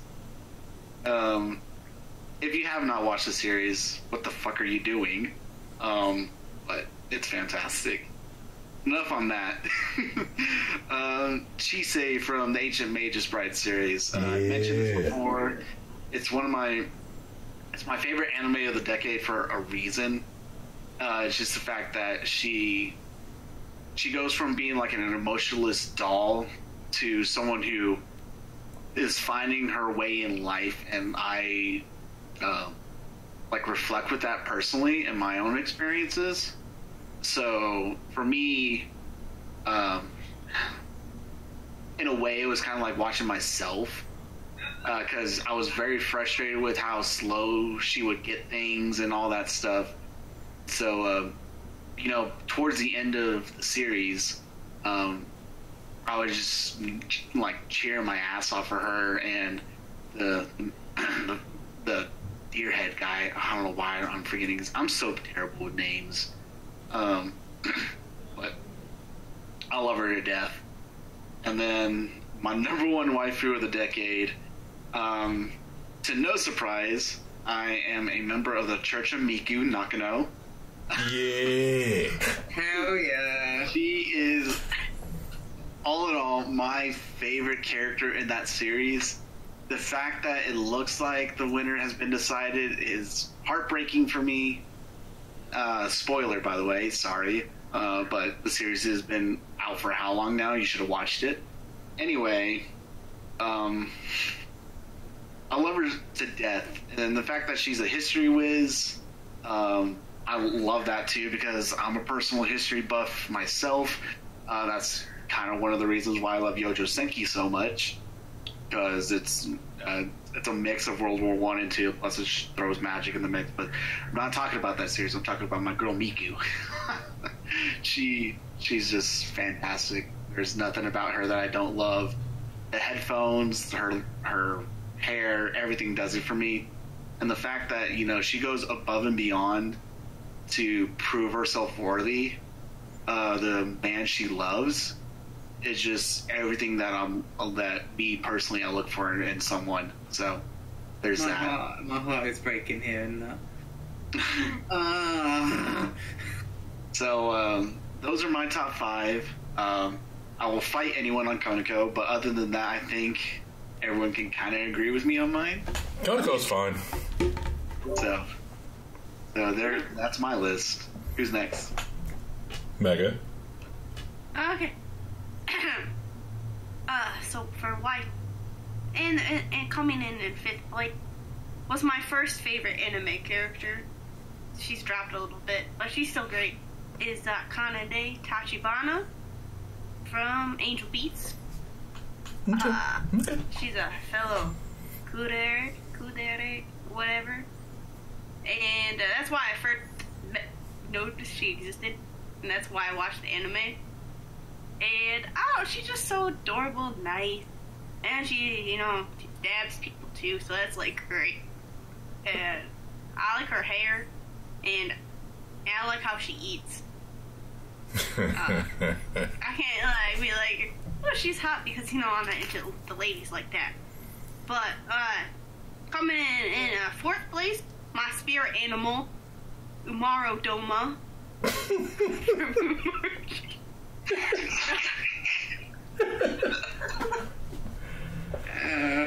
Okay. She's my spirit animal inside out. I wear my shirt I have of her in pride. She is so great. I love it. I just relate to her on too many levels. The whole being good at school and coming home and doing absolutely nothing. It's relatable. At number 3, we have somebody who was mentioned earlier, Diane, 7 Deadly Sins. Yeah. And I had the hardest time deciding between who's my favorite character in it, between her and Bon. Like, Bon is hot, but Diane is just, I love the bubbly character, and she just does it perfectly. I love her in King. She just, I also relate to her, wanting to be, be smaller, be somebody that really fits in, but not really, but struggling to fit in. She's great. And coming in 2nd place, we got Sheena Mashiro Sheena from Sakura Soul. Yeah. And I love her. She's so cool. She's another kudere. She's I love her how she while she doesn't go at it in the most best way for society, how she just wants to chase her dreams and get to know more about people and relationships and just making friends for the first time. She was just a great character, and I love the show, and she will forever always be in my top 10 characters for list. Great. And coming in first place, to literally nobody's surprise, is Juvia Loxer. Yeah. And she'll do anything for Gray.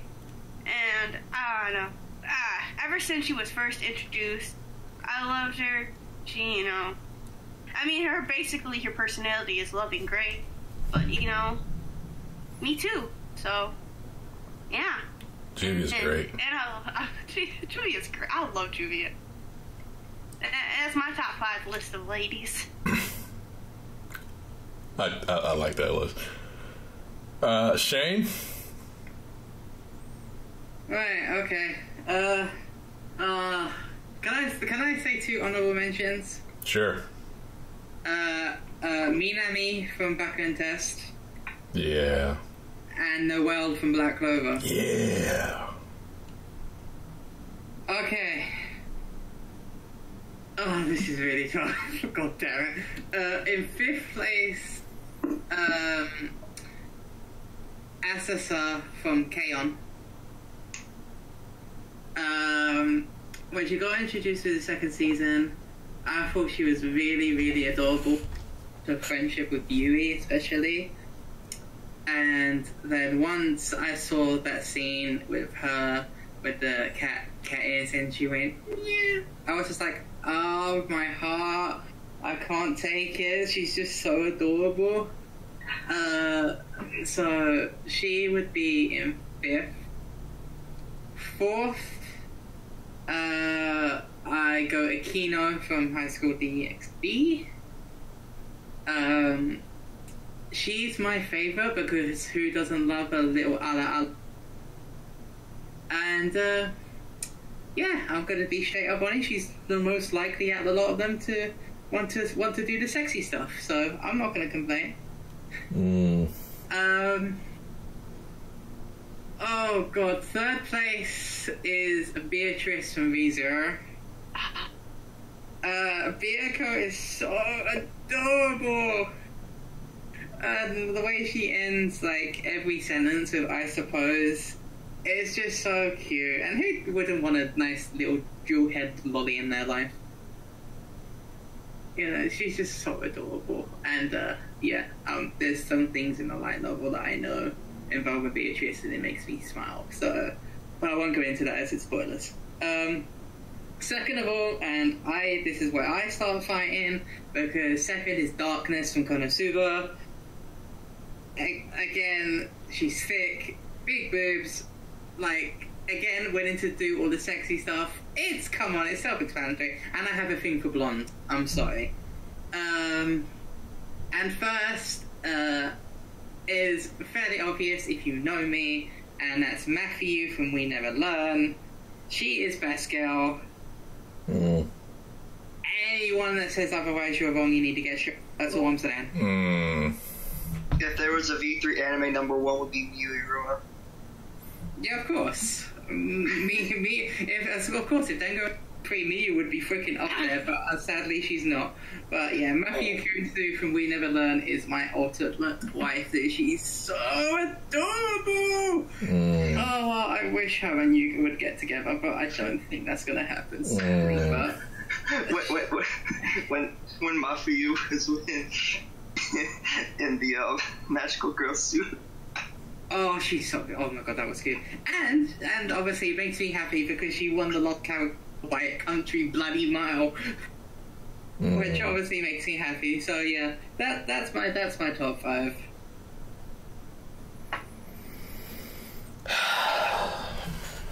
That's 10. And now the one we've been with. Okay. Put some honorable mentions. Some?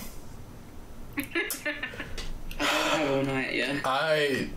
There's like 58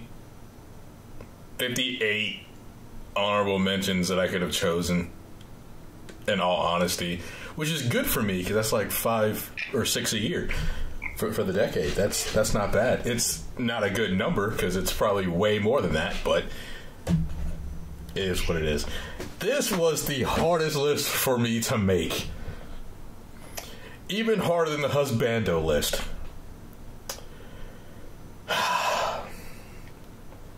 For everyone out there who is wondering, or you think, oh, I know who's number one, it's got to be Hinata. Well, guess what? It's not Hinata. Why? What? Because this is not waifus of all time. This is waifus of the decade. And let's be honest, Hinata's way too obvious as a number one. So I gotta switch it up. And I'm just doing the decade. I fell in love with Hinata before this decade started. So she's not in it. I know. Shocking.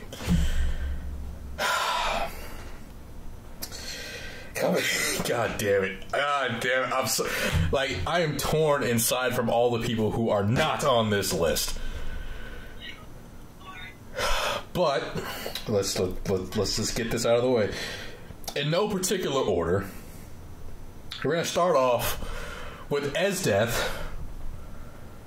Oh, Esdeath. From Akame Ga Kill.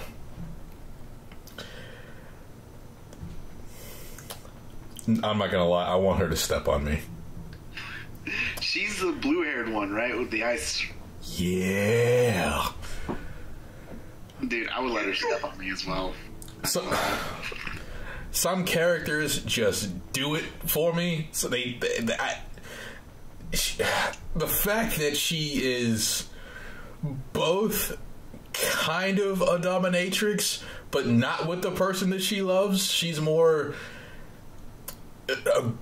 she's such an aggressive type with the person that she loves. Like, she fell in love with... I don't forgot his name. T something.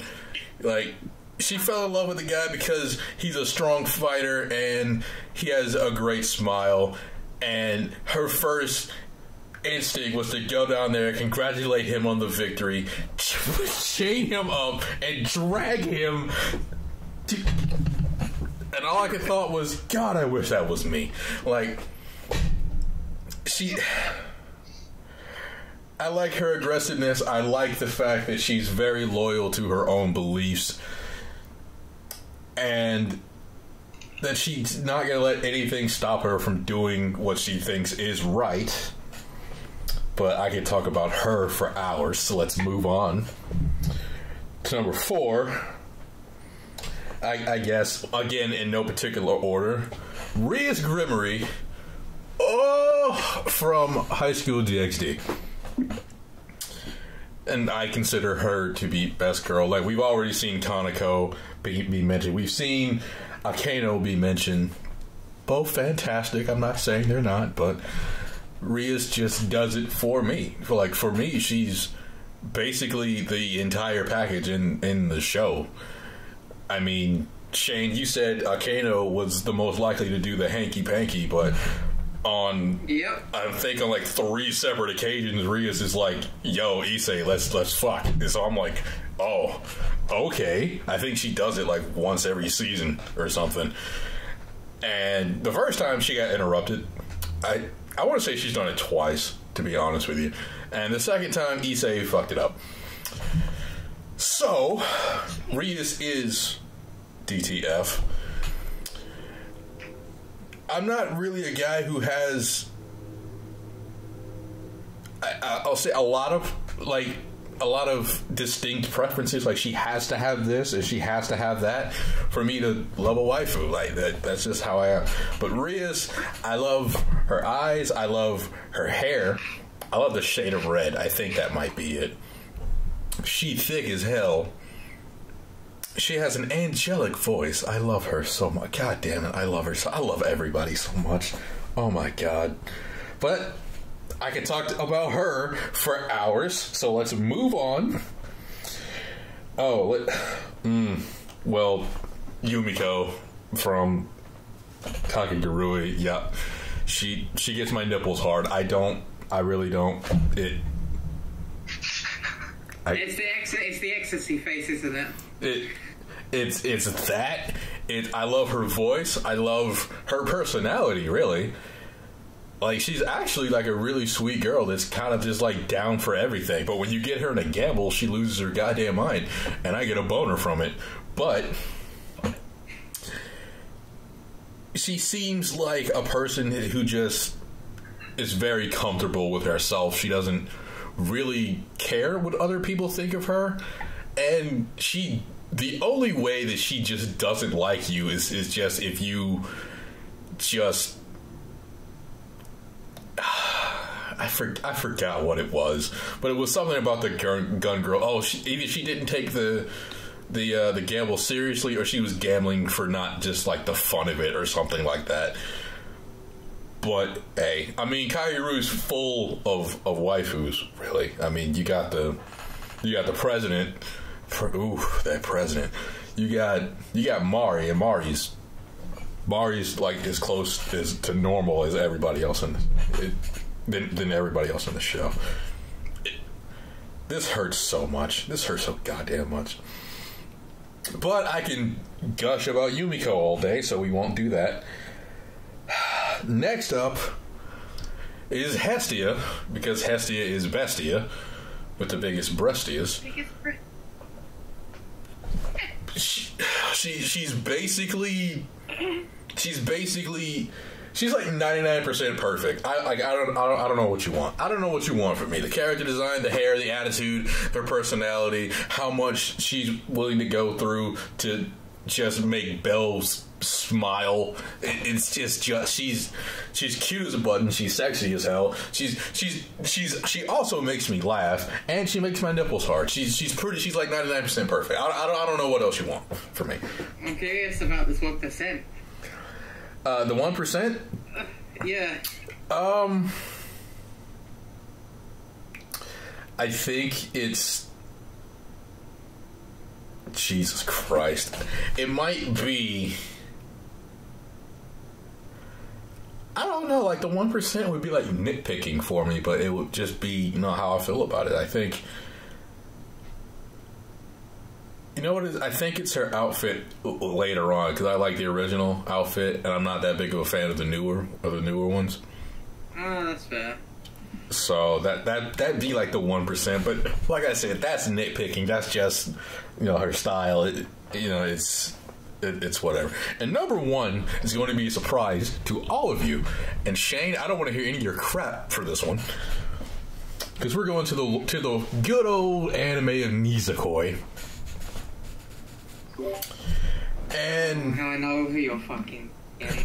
Are you? Do you? Yeah, you're picking Tsugumi. You're goddamn right I'm picking Tsugumi. Tsugumi is the best girl, hands down, in that show. There is no question. There is no debate. I think you spelled I mean, but I'm not getting into it. You carry on. When it comes to... Now, I read the entirety of the manga, and I've watched the entirety of the anime. That's probably not going to get a third season, and it really does not deserve a third season after the shit they pulled with the second season. But that's neither here nor there. Now, when you look at all the girls...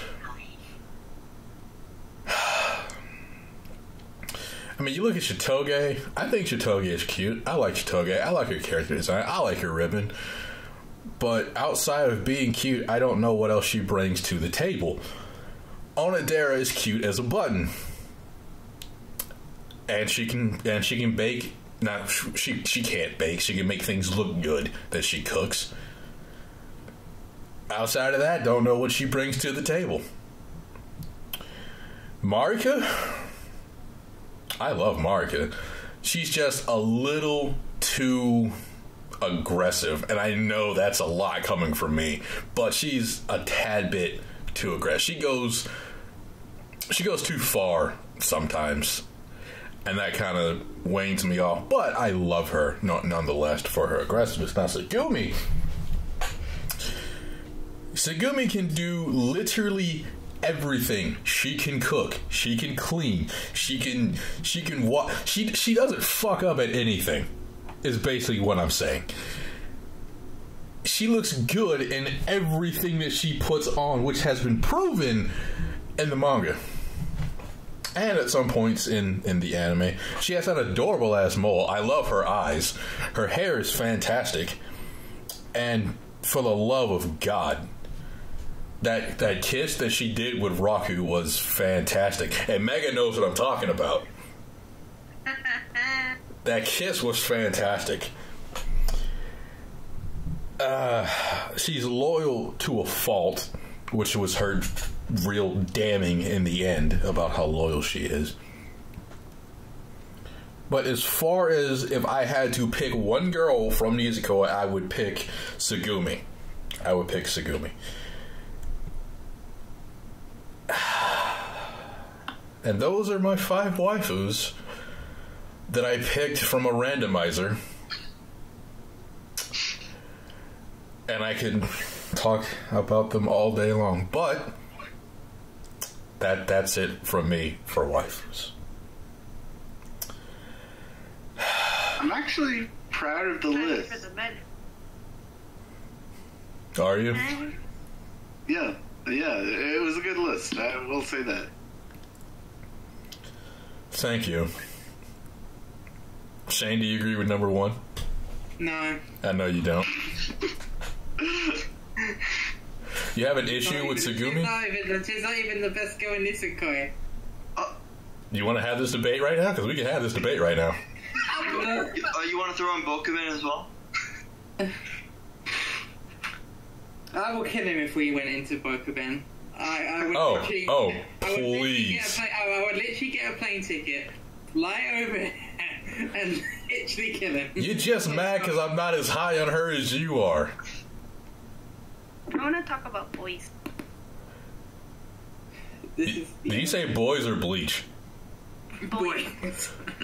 I don't say you don't want me to talk about Bleach. People hate it when I talk about Bleach. Yeah, and as far as Nisekoi goes, that might be for another time. But yeah, let's move on. Okay, husbando's time. Who has got the list with the best man meat? I guarantee you it's Mega. But yeah, it's Mega. I guess I'll get my shit list out of the way. When it comes to husbandos, I really don't have any judgment on it. I just go with the guys that I think that I like, I guess. So, one, I picked Bell from Danmachi because I like Bell.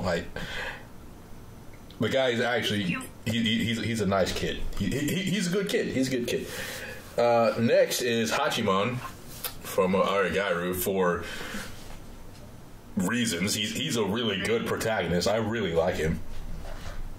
Next up is Issei because I want his life. That and he's... Who doesn't? I mean, he's got, like, the best, like, attack of all time in Dress Break. He's got the dragon armor, which is the closest thing to an Iron Man suit that I've seen in anime so far. And which is also dope. Actually, Issei's life is just amazing. It's just a shame he has to get hurt so much. Next up is Goda from My Love Story. And if you haven't seen My Love Story, he's like the really big guy that gets with like the really average. That's the big lip. Yeah, that big. Yeah, known for his luscious lips. Yeah, that big bastard. He's to me, he's the kind of guy that I would want to. If I had a daughter and she brought Godo home, I'd be proud of her. I would. Anybody who's willing to jump in a goddamn burning building to save people is a good person. The fact that he thinks so highly of Yamato is adorable, and I just thoroughly enjoyed his character.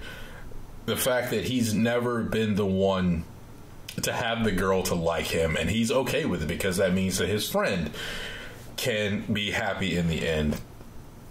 Good boy all around. And number 1, who is actually a husbando for me. He's actually best boy for me. And that's Asuma Masubi from Kiss Him Not Me. If you don't know who that is, that's Senpai. Asuma Masubi? Yes! He is the perfect man. Oh my god, I love him so much. Yes! I'm sorry. I love him so goddamn much. If he Now, if my daughter brought him home, I would literally walk her down the aisle that day. I really would. Now, the reason... Now, I like him far more than I like any other guy in that show. Literally, more than any other... It's not even goddamn close. I feel about him compared to the other girls the other guys, how I feel about Hinata and Sakura. It's night and day. It's not even close. Ouch. Like, the fact that, like, the moment I fell in love with this guy, and I'm going to say that, and I'm not even going to say no homo, I fell in love with this guy when she actually, because he was the only person that was actually really nice to her when she wasn't skinny, and then when she turned skinny, he was like, yeah, I know who, and nobody else knew who she was. He was like, oh, hey, you just lost a couple pounds, that's all. That's a goddamn lie, senpai. She lost like 2 people worth of weight, but that's neither here nor there. And he's just and he genuinely encouraged her and was genuinely, like, just genuinely loved everything about her. And if you don't believe that he's the best boy, just look at episode 1. That'll tell you everything you need to know. It's usually him in the lead saying, like, oh, you like otaku stuff? That's cool. What? Like, that's awesome. Like, you're just gonna love what you love. And then everybody else, all the other guys are just like, yeah, what he said. That's all you need to know. He's fucking perfect. He's a beautiful man and I love him. And those are my husbandos. Oh, yes. Okay. I'm sorry. So, Mega, you want to go next? No, I gotta go last. Okay, Mega's gonna go last. 100%. Oh, Mega's gonna go last? Okay. I'm gonna piggyback off of Taylor, because I didn't know how I was gonna rate, like, husbandos based off of, like... So I decided to rank them based off of, like, I guess...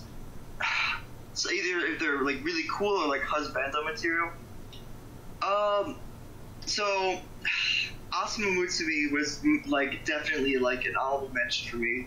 Like, I didn't know if I wanted to put him on there because I don't feel like anyone talk about Kisame at all. But Asuma Mutsumi is just, like, out of all the anime I've watched, he's, like, the most, like, husbando material. So, like, I just didn't put him on there, but yeah, I have him also, like number 6 on the list, but that's besides the point. In no particular order, let's go with Kyo Soma from Fruits Basket. I keep forgetting. Which one's Kyo? The orange hair cat. Yes! Red hair cat. And who was the mouse? The rat? Yuki. Fuck him. Fuck Yuki. I hate Yuki. Hair. Yuki could go die in a ditch. Kyo is just... it's so weird. It's like, you know... Would I describe him correctly if I said he was like a tsundere of some kind? Oh, yeah. I don't...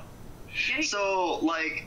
But it's just weird. It's like, it's different when he does it, and then it's like the moments where he's like really happy. I'm like, yes! And then it's just like, he just really cares for Toru so much. And it's just... I'm ready for the second season. Please give it to me. I need to see more Kyo X Toru. That's great. The next one on the list, Levi from Attack on Titan. I don't think there's anyone that really doubts that he is husband. Levi is just badass. And I've seen the Levi OVA, and it's just so much the attitude Levi, and I was really happy with the OVA that I saw. But also just the entirety of the runtime with Levi in the Attack on Titan. Yeah, he's definitely my favorite male character out of all of them. The next one I'm gonna go with. Technically, the game came out in 2008, but didn't get like any sort of animation until when was it? 2013, so that's technically it counts. So I'm gonna go with Makoto Yuki, or the Persona 3 protagonist.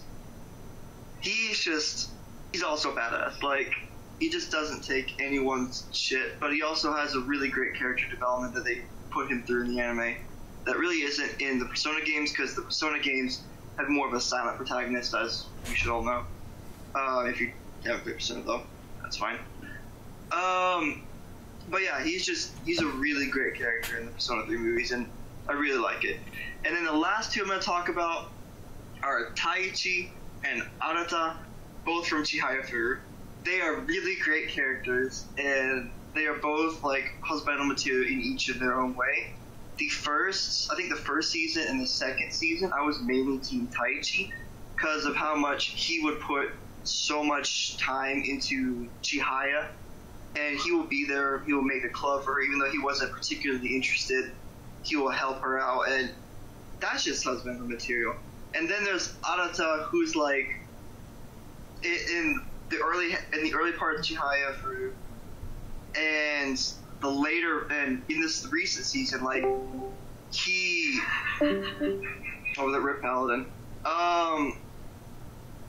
Arata is just so, like, whenever Chihaya talks to him, he's just so happy because it's explained in the first episodes, but like he was like, I think, bullied in the first few episodes, and now Arata is like back in action, and it's just crazy. In the recent season, they're like fighting, or not really fighting, but you can see at least that they both, I think, will go for like they both want to play Karata a lot, but they also have their eyes on Chihaya. So it's really great. Both options are amazing. I want to see who wins, but man, both of them are husbandos for me. So yeah, I'm done here. Moving on. Who's next? I'm guessing that's me. Okay. This was really hard because obviously being a guy, I don't really think that way. Just say no homo. It's fine. I mean, I don't think that way either, but I got so I just go, as what Taylor said, just goes based on characters I like. Taylor already mentioned one, which is Hachiman from My Team of Medical Comedy Snafu. As I mentioned earlier, he's just a badass. He speaks his mind. Absolute badass. Second would be Katsuragi Keima from the World Guardianos. Again, another badass. He's a master at games. Who wouldn't be? And like, I really need him to teach me some pickup lines. So yeah, that would be two. I am really, really struggling. I think my third one would be Nafumi from Shield Hero. Because, man, shit that dude has gone through. Like, oh my goodness. And, like, he's just, like, he literally, as another person, I like characters that kind of speak their mind. So he would be another one. Frick, I am struggling. I think,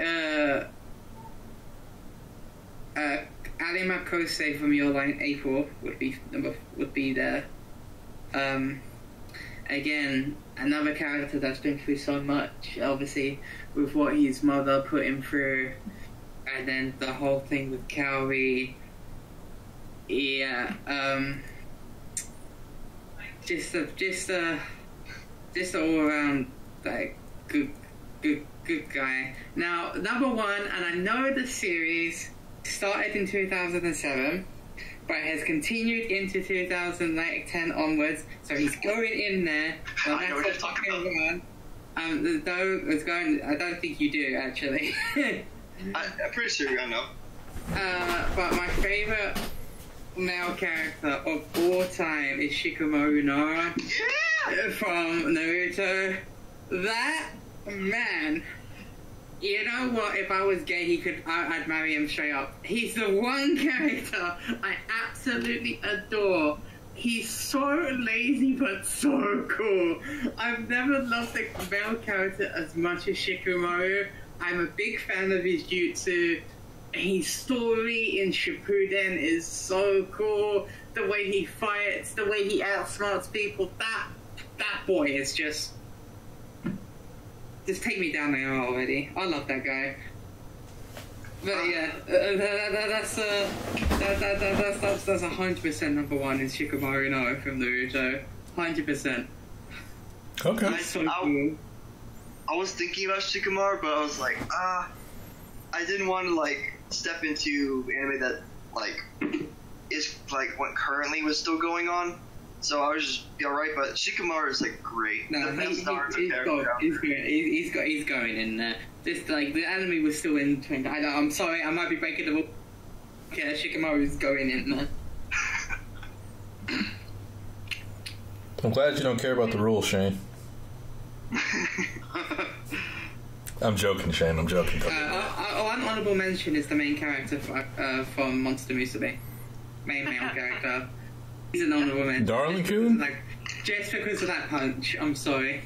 But Darling Coon's that dude. He's just like the way he defended me with that punch. Yeah, he's up there. But he sewed Zombina's titty back on. Yeah. He told Racky he's a leg man. Paladin, your go. Okay. Sorry for the disconnection and all that stuff. My internet is garbage today. But, So they said DXD girls, but anyway, carry on. Sorry. Looking ass. Anyway, so unnecessary. Number 5 for me, and the only reason he's not higher is because he's already been mentioned. It's Itsei. I mean, who doesn't want to be that man? He arguably has the best harem in anime. So he's without a question someone I would want to trade places with. Number 4 is gonna be Joe from MegaGlaceon. I know no one's talked about it yet, but he just does not care about anything else except for fighting the best of the best. He doesn't care about the prize money. He doesn't care about anything else other than the sport he loves. And that reflects to me back when I was in high school and I played American football, to all you non-Americans out there. But I just loved how like he did not care if you had like an advantage or if your gear was better than him or anything like that. He just wanted to prove his worth, and that speaks, a lot for me. And then number 3 is the main female protagonist from Plastic Memories. I forgot his name again. Mario, you gotta help me with this. Tsukasa. Tsukasa, yes. I keep forgetting it starts with a T. I didn't like him at the beginning. I thought he was just a really plain protagonist. But the longer the series went on and the more we're getting the spoiler territory, so if you want to, not hear about it if you haven't read this, watched the series, stop listening now, mute me, whatever. But the fact that he knows what's going to happen and the fact that he doesn't care and wants to spend his time with the girl he's fallen in love with. Best boy. Even though at the end, her memories are gone, he and they live only with him now. It's a very mature way of thinking of just not being selfish and valuing what time you have left with the people that you love is why the only reason he's not number 1 is because of how he was in the beginning. If he was solid all the way through, he would be my number 1. But he's at number 3. Number 2 is going to be Ruth from the Ancient Magus Bride. He is the shadow dog who can morph into a human. He has, ever since he first met Shisei, he was... she reminded him of his previous owner, and so even from the beginning he wanted to protect her and be there for her. Not once has he wanted to her in any way. He just wants to be loyal, protect her, and which is all the qualities of best boy. And so I just love him to death, and I would want to have him as my. It sounds wrong, as my own pet, because he can morph into a dog, and he follows her around and is very loyal. I don't think anyone's mentioned it because of DC, but best boy Goro from from Darling in the Franxx is fantastic. Yeah. He was very willing to be the rebound guy to the girl that he was in love with, because Ichigo was... Is it Ichigo or Ichika? One of the two. Ichigo. I think. Ichigo. She was head over heels for the main protagonist, and then she got shot down, and, all the controversy happened with her forcing herself on him, but he waited. He did not care. He was, stayed in the background, and he's arguably one of the best boys of the decade, in my opinion, at least, and he's number one for me. And the fact that he won in the end, props to my man that they didn't do him dirty like they do a lot of others. And that's my list. The floor is now Mega's. Take it away. So, I had a couple of honorable mentions. First, to Grateful Buster and Kazuma from Noragami. They're great, but they're things happen, not top 5 like they used to. Number 5, already mentioned, we have Kyosoma from Fruits Basket. Mario pretty much said it. He's a great, just underage man who loves Toru, very caring for her, does, his stuff. Great. That one episode, you know what I'm talking about. Oh. You know what I'm talking about. He's great. I love Kyo. But no need to, go deeper since Mario covered it. And, 4th and 3rd place are kind of interchangeable. They sometimes switch. But for right now, we're going to go for Roy Mustang from Full Metal Alchemist Brotherhood. It happened in 2010 a little bit, mostly. So, I'm counting it. Man. When he, snaps to us. Whew. That was some sexy stuff right there. Man. I know. It'd be higher, if he had a little more control over his temper. He gets a little heated sometimes, pun intended. And, he's a very attractive man. Okay. Yeah. So, yeah.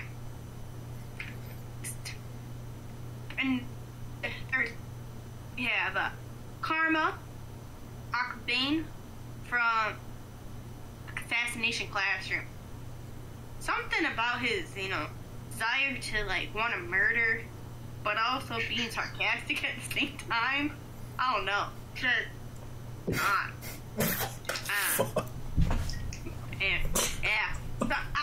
I realize I kind of have a thing for red-haired men. And he just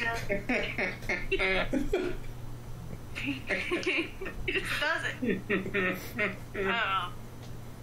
Yeah. It's got a great voice actor, too, in the English dub, which I watch, great. Yeah. So, those three guys, they got their flaws. The next two are perfect human beings. So in 2nd place, already also mentioned, we have Levi from Attack on Titan. I've only just recently watched Attack on Titan. I've heard things about this Levi guy. Second, he came on the screen. It was like love at first sight. Every time he enters, this it's the perfect things ever. And his voice actor, his voice is the sexiest voice that ever existed. And, oh man. And the fact that he's just a clean freak, I wouldn't have to do any cleaning. Because, you know, if I cleaned, it wouldn't be good enough, and he would just do it anyway. So he's perfection in the human form, and he's, like, super badass. So he can protect me as well. Like, he's very sick. But it's not number one. Nothing can top number one ever since I've met the best, the most perfect human being that ever existed on the planet. Just made the cut by being in 2000 is none other than Takumi Usui himself. Oh man. Blonde. I think, yeah, I said red hair. It's blonde. Blonde hair, blue-green eyes. If this was like games, you know, we got Arthur Pendragon up there too. But man, he's literally the perfect human being. The way that he just rejects everybody, but he just loves Casa. Things that he does, like that first kiss, that last kiss. Like even on like my anime list, his special skill is everything, because he is the image of perfect human being. The pinnacle of men. Because, you know, there's a lot of men who are just attractive, and that's all they got for the, like, free boys. They're all very, but, I could talk about him forever, because he's just, that's my list of men. You know, I like that list. I like it too. I really like, I love the passion you have talking about man meat. We're all about to get flamed in the comments because not one of us had the legendary Speedwagon on our list. No, Speedwagon's a wife. What are you talking about? And he wasn't on the list, was he? Because fuck Speedwagon and fuck JoJo. I mean, if I were to... this is a side note, but if I were to pick a JoJo wife, though, Lisa is kind of hot, though. I don't know who that is. I don't know who that is. I just want to say, JoJo men are ugly. Yeah? And There you go. You've heard it from Mega itself, it must be true. That's it. Let me see if I can send it through chat, but... oh, hold on. I mean, there you go. JoJo is just... JoJo doesn't even hold a candle to free. Those men are very attractive. I need to watch. Alright, let's see. If I can get a good full body picture, that'd be good. Oh, I love the passion. Oh god. There we go. I'm not passionate. We'll open win. There we go. Lisa from JoJo Part 2. She looks like a dude who has tits. Yeah. I'm gonna keep quiet. I mean, you guys say what you want to say. It's a podcast. I mean, for JoJo. I mean, I'm sorry. It looks like she's packing down south. It's like, what's it? The one, the Kardashian. Was it a Kardashian that? You mean Caitlyn Jenner?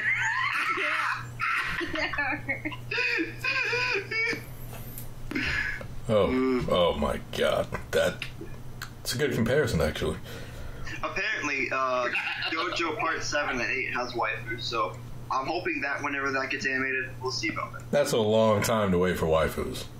Yeah. Well, at the rate that the parts are getting animated, it should come next decade, actually. I get that was my favorite thing that we've done so far. Everybody gushing about waifus and husbandos. I love it. Okay, next up, our favorite anime moments. Oh. This is I guess a way to describe this to those of you who are listening are these are the moments in anime over the past 10 years that have, I guess, stuck with us, or just moments that we just absolutely love. So I'm gonna let somebody else start this off. So who wants to start it off? I mean, I have a question though. Can these anime moments be just anything in general. So it could be sad, it could be... Yeah, it can be whatever. It can be whatever your favorite moment is. I can go. Or just a moment that stuck with you. I'll go then. I can go. Ooh, let's hear it. Let's hear it, bud. Okay, so my number one favorite anime moment of this decade is actually fairly recent because it happened this year. Now, it might sound silly to a lot of people, but to me, it was such a big deal, and I actually cried when it happened. Obviously, big spoiler, is when Ash Ketchum finally won the Pokemon League. Okay. Go ahead. Pokemon Sun and Moon, right? Yeah, Pokemon Sun and Moon, when he finally won a league.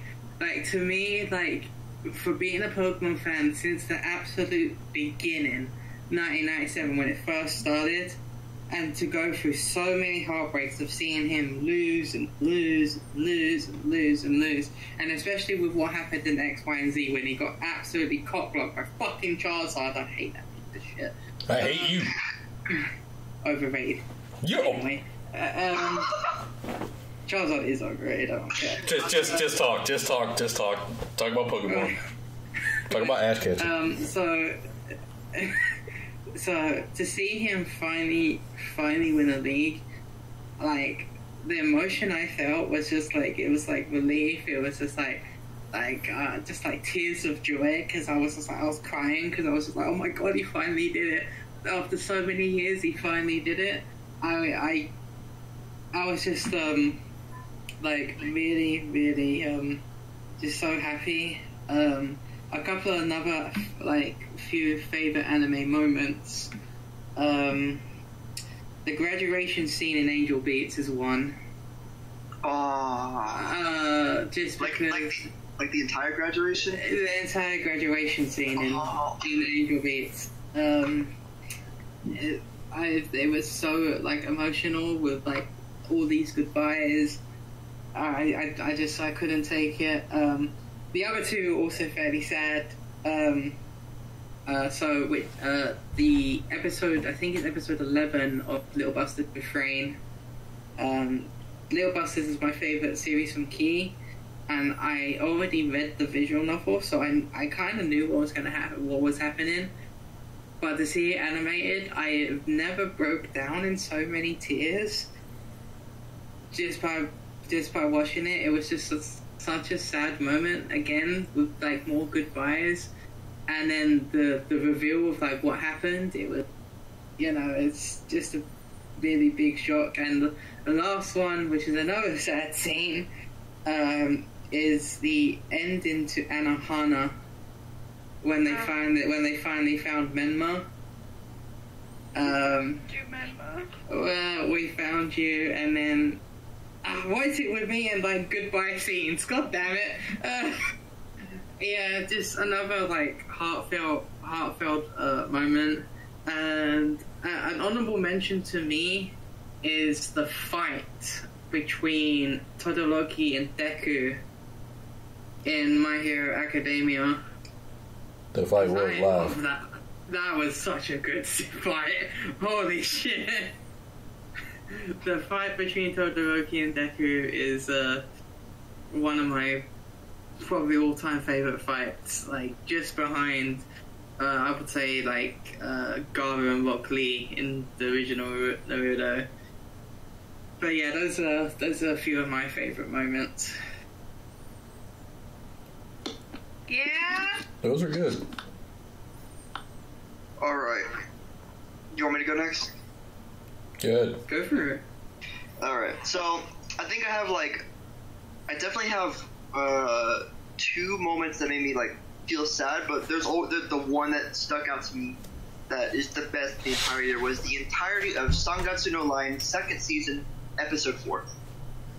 That entire episode was just beautifully crafted, and like you get to see a lot of I would spoil it, but I know Taylor's gonna get around to season 2, right? About what? Get around to Sangatsu season 2, right? One of these days. One of these days. One of these days. So I'm gonna keep it brief without any spoilers. I haven't felt my heart break like that in a very long time. And just the amount of emotions in that entire episode, the amount of the animation, how it just displays those kinds of emotions, how and anyone who's seen Sankatsu knows exactly what I'm talking about. Yeah, that just, it really hurts. Just to see everything that happened at the very end of the episode.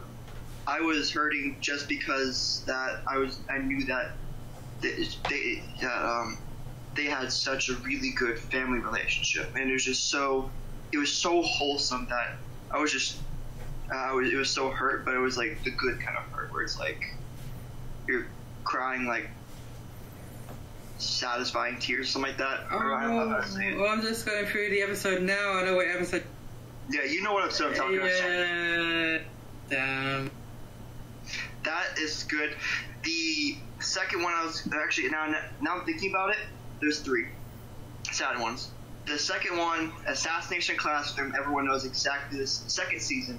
Everyone knows exactly who I'm talking about. I don't want to go too much into it because I'm gonna try to get spoilers off. But episode 24, yeah, that made me cry. That was the first time I think I cried for anime. So that's holds a special place in my heart. And then Violet Evergarden episode 10. Ooh. Ooh. That hurt so bad. Oh my gosh, everyone who's seen Violet Evergarden should know that.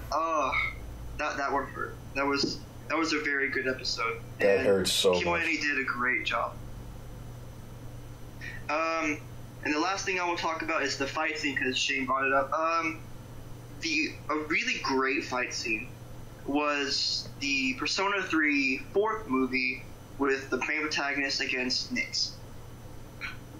Which it was just the camera, you have the I will burn my dream in the background, and it's just it's a really great fight scene with great, what is it called, Sakuga or something like that. It's just like there's some anime that just can't get onto that kind of level of a fight scene, and I really loved it. But yeah, that's all I have to say about it. Sangatsu, Assassination Classroom, Violet Evergarden, and Persona 3, the 4th movie. I got nothing else.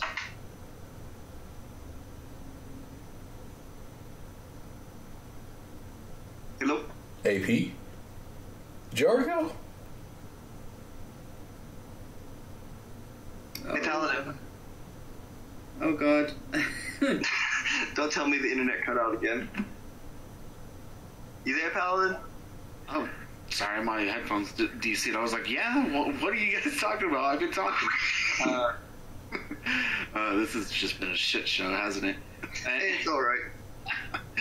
Okay, so best moments in anime for me of the decade. One of my first ones, to be honest, it's going to be mostly the entirety of Violet Evergarden. That show was just one of the most beautiful shows I've ever had the privilege of watching, and I've rewatched it like 3 or 4 times, but it still takes my breath away, especially with the umbrella scene at the lake. Just the amount of just care and love that the studio put into making that series was everything I could have hoped for in an anime, and I think it's, top 3 best of the decade. In my personal opinion, it is. Hey, Funimation. Anyway, next one. Sorry, I'm blanking out a little bit here. That's my main one. And then I'm a sucker for if a show can make me cry, and Violet Evergarden has done that for me in spades. And then the next one, I don't know why I am forgetting your name all of a sudden. Can you describe it? Was Angel Beats this decade or no? Yes. I've mentioned Angel Beats already. Yeah, well, I'm not gonna continue on if you've already mentioned it. Well, which part of Angel Beats? Because I think the graduation was mentioned. That's it. Yeah, I mentioned the graduation scene. All of it. The head singer of the band, the first singer. Oh God. Oh, when she sings my song. Yes, her song was.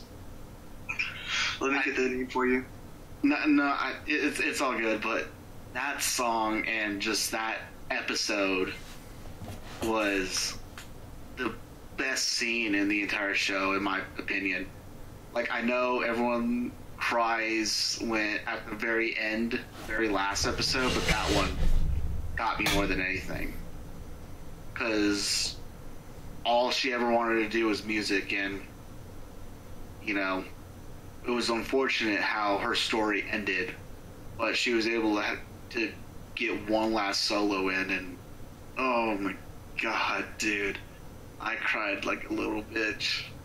But it was one of my favorite moments in anime, and it's of this decade, so that's a bonus. And then last one is what's it called?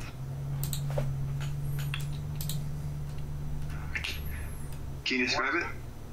No, I can't. For whatever reason, I can't remember it. But I'm not gonna, stutter and act like a fool. I'm gonna end with those two.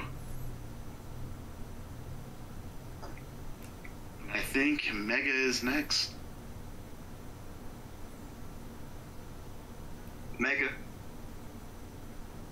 Mega. Oh, type in chat. Just type in. Too much background unless I'm last. Alright. Taylor then. Yeah. Okay. I have. It's funny when I started writing down like the moments. I came up with like 6, but I'm gonna shorten that down.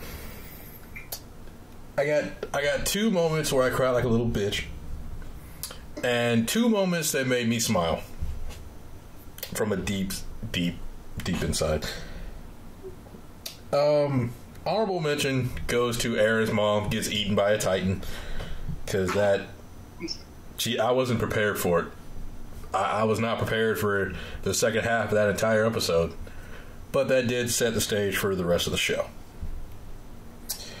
And the other one also goes to that Demon Slayer episode 19. Like I said, the show itself is overrated because of the pedestal that it's on, but that was fantastic. Whew. Oh, and another one is All Might versus All for One. That actually gave me chills, and I did tear up a little bit. So that is there. Stay sofa smash. Bro, it was incredible. Absolutely incredible. Okay, now on to the list.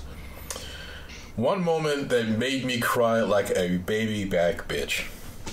It was in Erased, and it was when Kaio went to live with Satoru and his mom made her an actual meal, and then she went through her memories of everything she had gone through, and then she started crying, and then since she started crying, I started crying, and I did not stop until about 30 minutes after the episode was over. And I have this, I guess, fueled hatred for Yuri on Ice, because the kiss between Yuri and Victor won Best Moment over Kaio and her breakfast, and that actually hurt me on a deep emotional level because of how actually good that moment was and how sweet it was. But that's one that made me cry. The other one that made me cry was from a show that I admittedly don't like the first part, but the second part was where it was at. We're going to Clannad After Story. And we're talking about everything that had to do with Oshio. Twice that little adorable little monster made me cry. When she said that there was only 2 places in the world that she could cry, which would be in the bathroom and in Daddy's arms, I literally started crying right then, like a little baby back bitch. And then there was the end of the show where I think she wanted to go on a trip and she was sick and blah blah blah blah blah blah. Y'all know what happened. Tragedy struck me deep down. But enough about crying. Let's get to the things that made me happy. Number 1, Ed proposes to Winry. Bruh. Dog, when you talk about a smile that was put across a black man's face. Equivalent exchange. I'll give you half of my life if you give me half of yours. Smart ass woman. Why don't I just give you my entire life? Oh my god. If that isn't a solid, the best proposal, that whole The whole reason I was watching that show. Bro, when I could not. Out of all of my favorite all of my favorite moments from Full Metal Alchemist in general, that one was my absolute favorite because I had been waiting for that for a very long time. There was only one other ship, and that one sailed too. That was Maze, not Maze. It was Mustang and Hawkeye, because Hawkeye is bae, and I don't care what anybody says. Hawkeye. Hawkeye does it for me. Now that I remember, that it was smooth with that. Oh. And the last moment that everybody should have saw coming. Oh, I noticed. Naruto and Hinata kiss in the last movie. I knew it. When you talk about a big black man getting on his bed and jumping up and down like a toddler. When you talk about a man who literally had tears of joy in his face for 4 consecutive days. Also, it's a funny story because I didn't even know that movie was a thing until Shooting Star Sheriff called me up and he said, "Yo, you know Hinata has her own movie, right?" He's like, "Yeah." I was like, "What?" He said, "Yeah, it's a Naruhina movie." I said, "Don't lie to me." And he said, "I'm not lying." And literally, I dropped everything that I was doing, and I watched that movie in its entirety four times. My heart was... You've heard of Cloud 9. I was on Cloud 10, 11, and 12. I couldn't stop grinning. I was grinning like a fucking idiot for like a week afterwards. But yeah, that was my favorite moment of this decade. And Mario, I don't care if After Story was in 2009. Because I watched it in 2011. Okay, fair. Okay. I will agree with you. When Naruto married Hinata, that was it. That was like, yes. I can't be. I fucking love you, Hinata. Okay, I'm sorry. No, that the Mega, right? Mm-hmm. Okay. I wish I was this passionate about it. I had to go to a different room in my home. Okay. I would say, you know, of course, there's the last episode of Maid Sama where, you know, Misaki finally admitted that she likes Takumi. That was great. I was happy for a long time. And so, yeah, that was good. I say, and the second one is, when Urza beats the 100. That wasn't, wait, that might have been 2009. Oh, no, it was in 2009. Urza came out in 2011. Pandemonium. Pandemonium. I think it was Pandemonium. Yeah, I think that was the game. When Urza just like, oh, I thought this was a game of luck. She's like, but up first, oh, I already won. I challenges the 100. Beats them all and apologizes for taking so long. Number one. Such a badass. And then Kana comes in with and the then next. Kana is just like, very good. I've seen that episode seen a lot of times. You know, honestly, my whole list could be fairy tale moments, because I am. So then we're also going to talk about the last episode of Fairy Tail, and I mean the last episode, which made my life complete. All my favorite ships confirmed. Certain couples, like, already being pregnant, like the... Oh. They were busy. Oh, yeah. Best couple busy. And, Gray finally, stopped being social fun. Oh, and that's so... And when they played the first opening, I was, like, dying. Oh, that was so emotional. And then, but you know, as much as I love Fairy Tail, I think my favorite moment of the decade, though, was, I have to look up the name of this. Is, Kurosano beating whatever. Oh, are you talking Kurosano versus Shiratorizawa? Yes. Yeah. Them beating them, bruh. Woo! That. I don't get hype. I don't like volleyball. I don't like watching volleyball. I don't like volleyball, but I've never been more hyped about a volleyball game in my entire life. When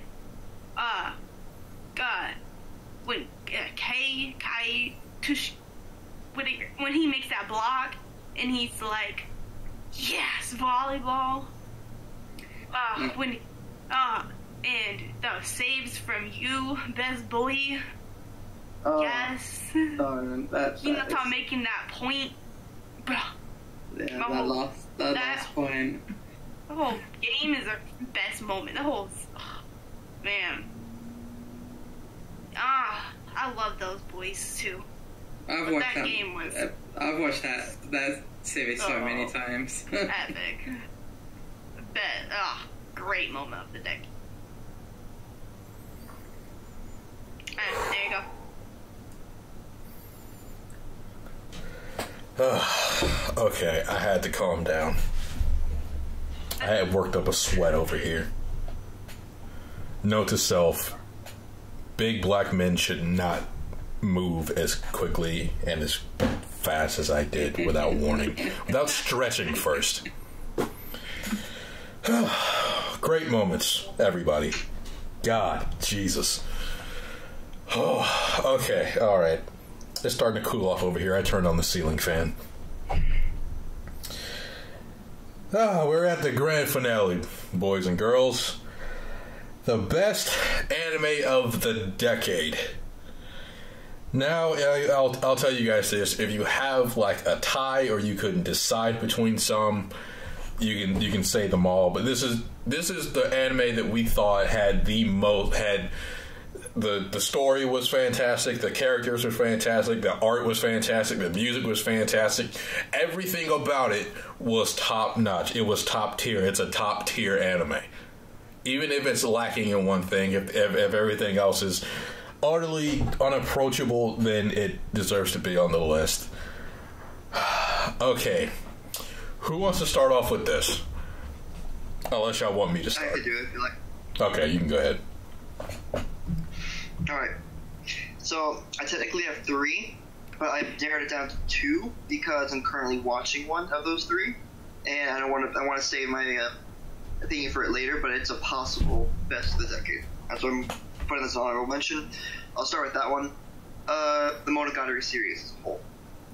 So far, it's been really, really good.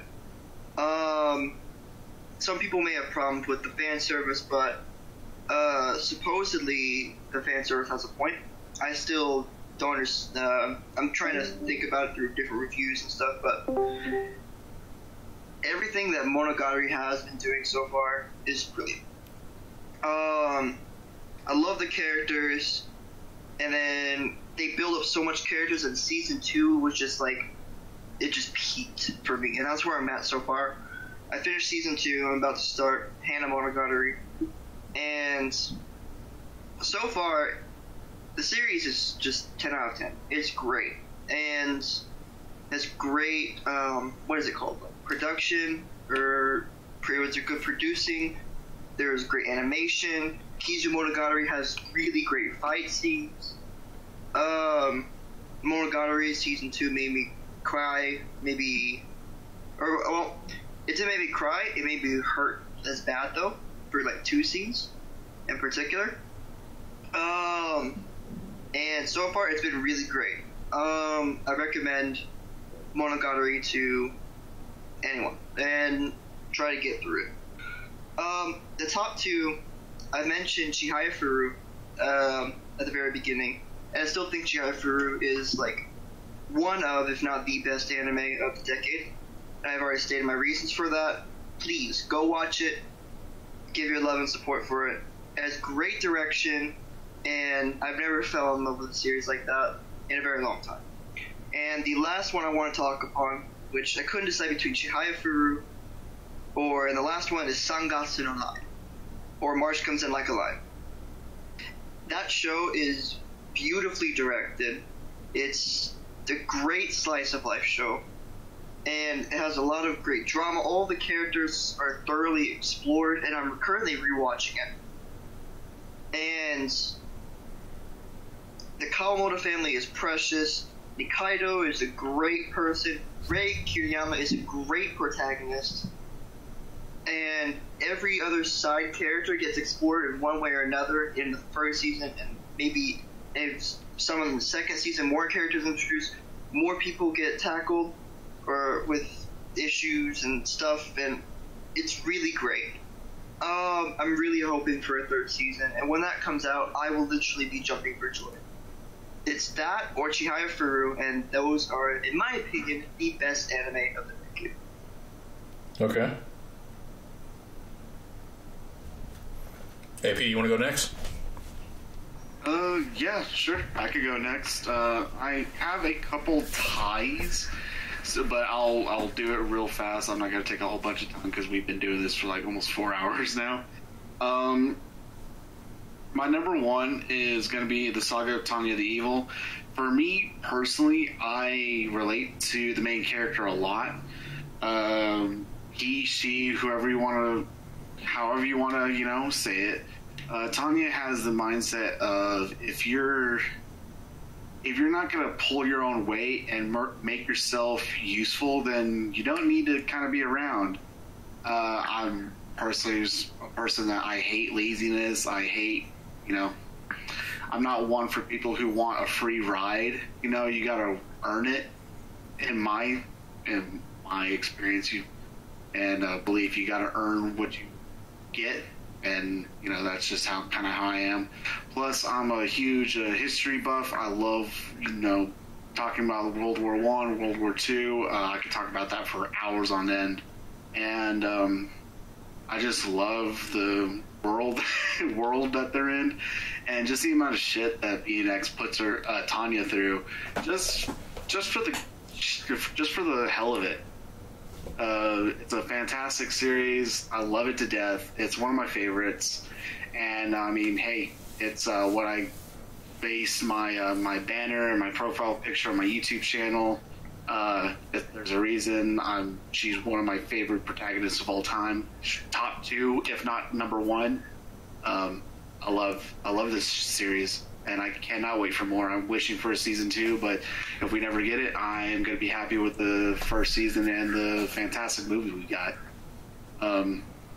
Number 2 is going to be The Ancient Magus Bride. I have already talked enough about it. It's my anime of the decade. Yes, I said Yojo Senki is one of my favorites, but I will admit that Ancient Magus Bride is just better all around. And the musical score, the color schemes, everything is just fantastic. There's not one thing that I could speak wrongly about the show, and that's what I look for in an anime. It is my favorite for a reason. And then the last one that I'm going to very shortly mention is where did you go? I just had it on here. Megalobox. If you're looking for something that's got a little bit more sports, a little bit more of a relaxed tone in some parts, this one is for you. I enjoyed the hell out of it. Don't show when the final credits started playing. It's got an old-timey feel to it with the animation style. They did fantastic with it, and I just love all the characters. There's really not one that there's really nothing I can criticize the show about as of right now. I might go back and do like a deeper analysis of the show one day. Who knows where I'll take it, but it's a fantastic show. I mean, if you haven't watched it, go check it out. If you don't care for boxing at all or anything sports wise, this can very well be a gateway for you. So I would totally recommend it. And that's it for me. Okay. All right. It's actually pretty good. Not gonna lie to you. Mega? Yeah. So I only have one tie between two for top, and that is Haikyuu. I think that all the seasons combined, it's just the music is amazing, the openings, the endings, the amount of hype that it gives you during an episode. Everything. The characters are amazing. There's no one character that I just don't like, except for the dude from, I forgot his name. The guy from that one team, the one who's perfect or whatever. I don't know. I don't like him. But everybody else is great. But I've talked about Haikyuu much. The animation's great. I don't like sport. I don't like volleyball, but I love the anime. And my other one would be Mob Psycho. Mob Psycho 100. When I first watched it, it's not normal kind of anime that I would watch. It was back when I was really into slice and life romance, but the animation was so unique and specific to Mob Psycho. The openings are crazy. I love all of the characters. I think that if I was being completely unbiased, I think Mob Psycho might be the anime of the day. So those are mine. Okay. Shane? Okay, my honorable mention goes to my Team Romantic Comedy. I just think in terms of a romance series, it actually hits all the right spots. You have a different but very likable character. You have two different female characters who generally have their own problems. And I just think in a story as a whole, I just think it's really, really good. I'm going to keep this short though. I'm sorry, Paladin. My anime of the best anime of the decade for me is ReZero. I think I've never been, like, every episode after it finished and it left on a cliffhanger, I was literally prancing around my room for like 2 hours going, oh, what the hell can happen next? What's going to happen here? What's going to happen there? And you could feel Subaru's pain every time he died. And I actually think, like, the way they portrayed Subaru in general was fantastic, because I think it's the perfect reaction to what someone would go through in a situation like that. You really think that after dying so much, he's gonna just be like all happy and jolly? It got to the point where, as he said, he had enough. He gave up. You know, he just, like, the story in general, the characters, like the fight scenes, I understood everything from it. And I got so happy when they announced the season 2. I was just like, oh, I can't believe it. I'm so happy. Like, I was jumping for joy. And it's literally the first series that made me want to start reading light novels. I've loved ReZero so much. I just personally think, to me, it's my best anime of the decade is ReZero. Okay. Alright.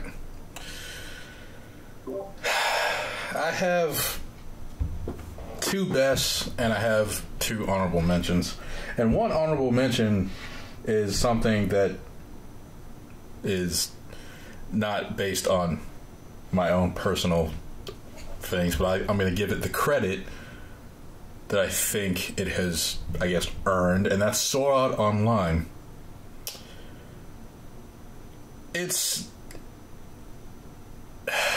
It's not my favorite whatsoever, but I'll give it credit for what it does. It has great fights and great animation and a couple likable characters.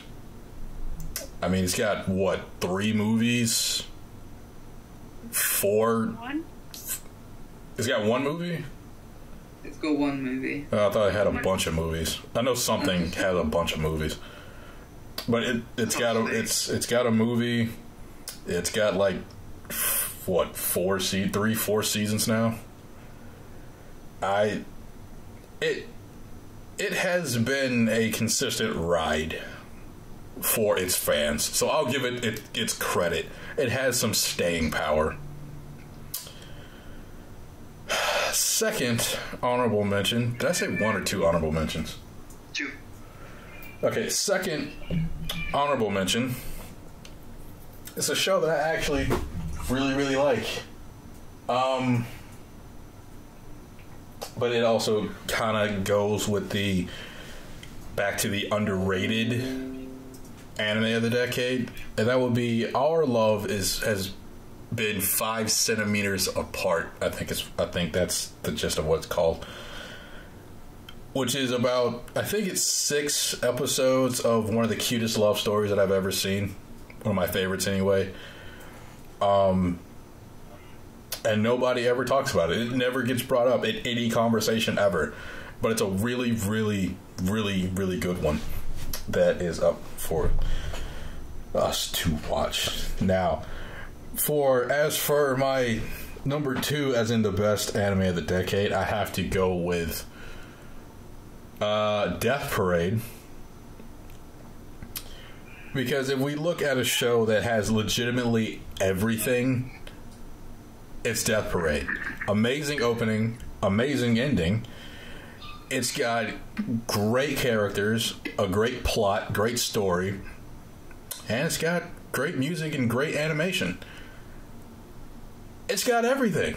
But I think the only reason that it's not very high on people's lists is because we're so used. You never hear about it. All you ever hear about with Death Parade is the opening, which deserves a lot of praise because the opening is fucking amazing.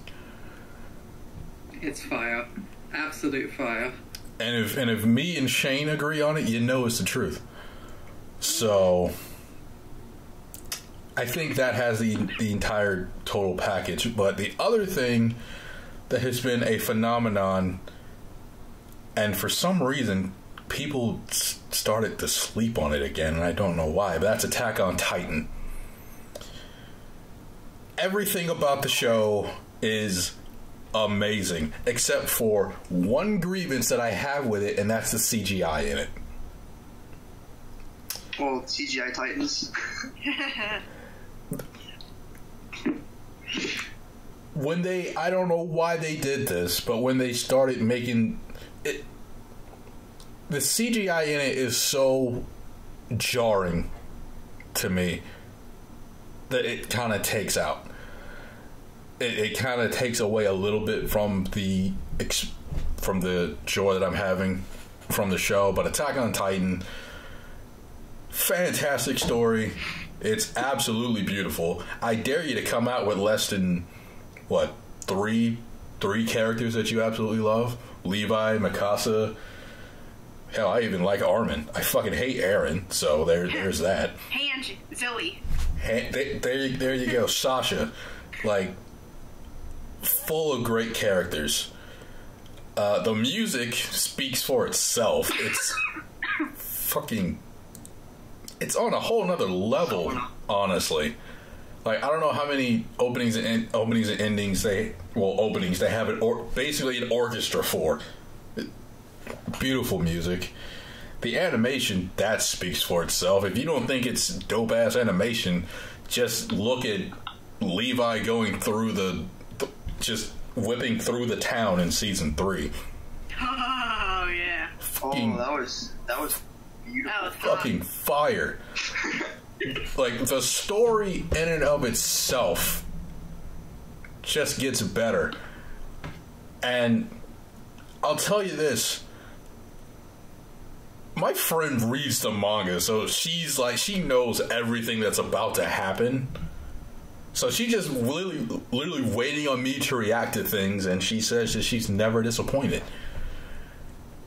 It blows me back every time they reveal something. I'm just like, what the fuck? What? Like, when we find out who the Armor Titan and the Colossal Titans are, I didn't see it coming. I really didn't. Some people out there might call me an idiot. I saw that coming. But I didn't. It blew me back. And how they figured it out, that blew me back too. The only thing that I saw coming was Annie being the female Titan. And shouts out to the animators for giving the female Titan a whole lot of ass. And then acknowledging it in the show. So it just wasn't me just sitting there feeling kind of awkward because I'm looking at this Titan's ass. But yeah, literally everything about Attack on Titan is fantastic. And with the final season coming up very, very soon, the story itself is about to come to a close. And I'm really looking forward to see how it all ends and just where it honestly goes. I'm really excited. Like, that's what I think is the best anime of the decade. That's the one that I put on a pedestal that I probably shouldn't, but I do anyway. So, that's it. Is everybody gone? No, I'm here, but Attack on Titan is a great choice. It's definitely up there, and when the last season ends, it'll probably be one of my favorite anime of all time as well. I've not read the manga, so I've not read the material. So it's gonna be one hell of a surprise what happens in this final season. I cannot wait. Yeah. Oh, I can't wait either. I haven't. Like, my friend keeps screaming at me to read the manga. And I'm just like, I don't want to read the manga. Because, like, my thing is, and this has happened, like, recently. If I'm reading a manga for a show and it has not aired, if it gets an anime, I'll be excited for it, right? But if I've been watching a show and then I read the manga and then said show gets a second season, I'm not that excited for it because I know what's going to happen. Exactly. And that's happened to me this season with My Hero, because she was screaming at me to read My Hero, and I read My Hero past, I guess, where this season's going to end, and knowing what happens, I'm just like, I'm not that excited for this. Like, it's really nice to see it, like, you know, animated with voices and colors and moving and, you know, music and all that kind of stuff. It's just, there's no surprise here. Like, I know what's going to happen. I know how this is going to play out. And it'd be different if My Hero would stray from the manga a little bit, but they don't. So, for those of you who have not read the manga and you're watching My Hero, it's going to be a really good season. So, just throwing that out there. Is there anything else that you guys want to talk about before we wrap this up? Any, like, overall thoughts over, like, the decade or how you felt or something that you may have forgotten in a past topic that we covered?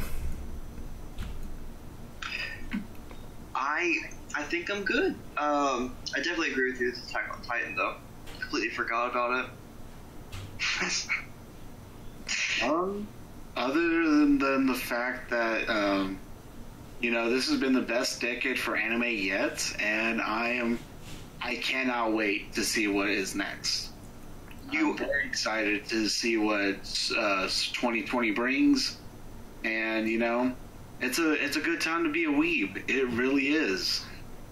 Isn't, like, 2020 bringing Promised Neverland Season 2, Kimetsu no Yaiba movie, Dr. Stone Season 2, Fruits Basket Season 2, Attack on Titan Final Season, Haikyuu Season 4, Madoka Side Story, and Haikyuu Season 5.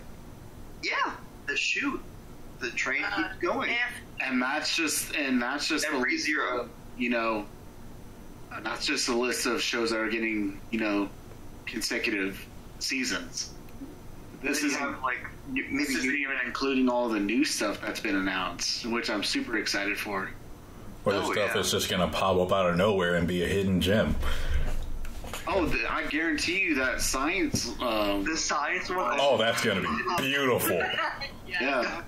I can't wait to watch that. I can't wait to watch that. Oh, Yudo Camp's getting a second season 2 this winter. I think the last thing I'm going to say is watch or read Takagi-san. That's literally the last thing I'm saying. But please watch or read that series. It's so adorable. It really is good for the soul.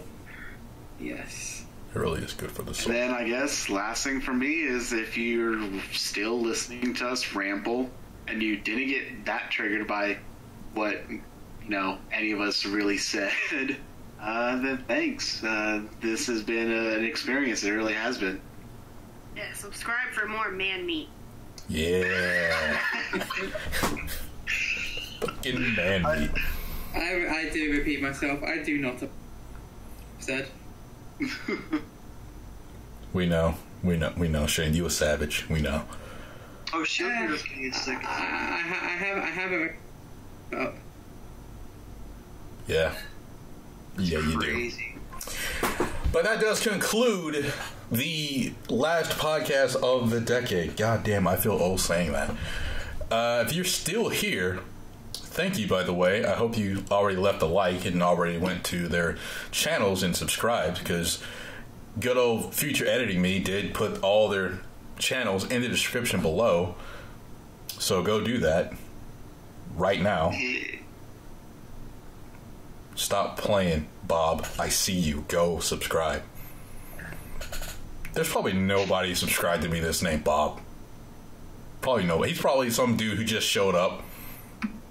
And he's like, I'm not subscribing just because you called me up. Just because you called me out. I'm not going to do it. But, like they said, 2020, this past decade has been a absolutely great decade for anime, and hopefully 2020 and beyond will be even better than the last. So, that's all that we got for you guys this time. Final roll call. Thanks for showing up, Paladin, Shane, Mario, Mega. Thank you all for joining me on this great day. Shane, please go get some sleep. I know you're tired by now. It's 3:15 in the morning. Goodness hell. Goodness gracious. Time zones. I mean, y'all gotta go subscribe to the boy just for staying up this long. But, yeah, until next podcast, bye. Sayonara. See ya. Have a good one. See you in 2020. As soon as 2020 starts, I'm gonna be like, I haven't seen you guys since last year. Because that joke isn't awful.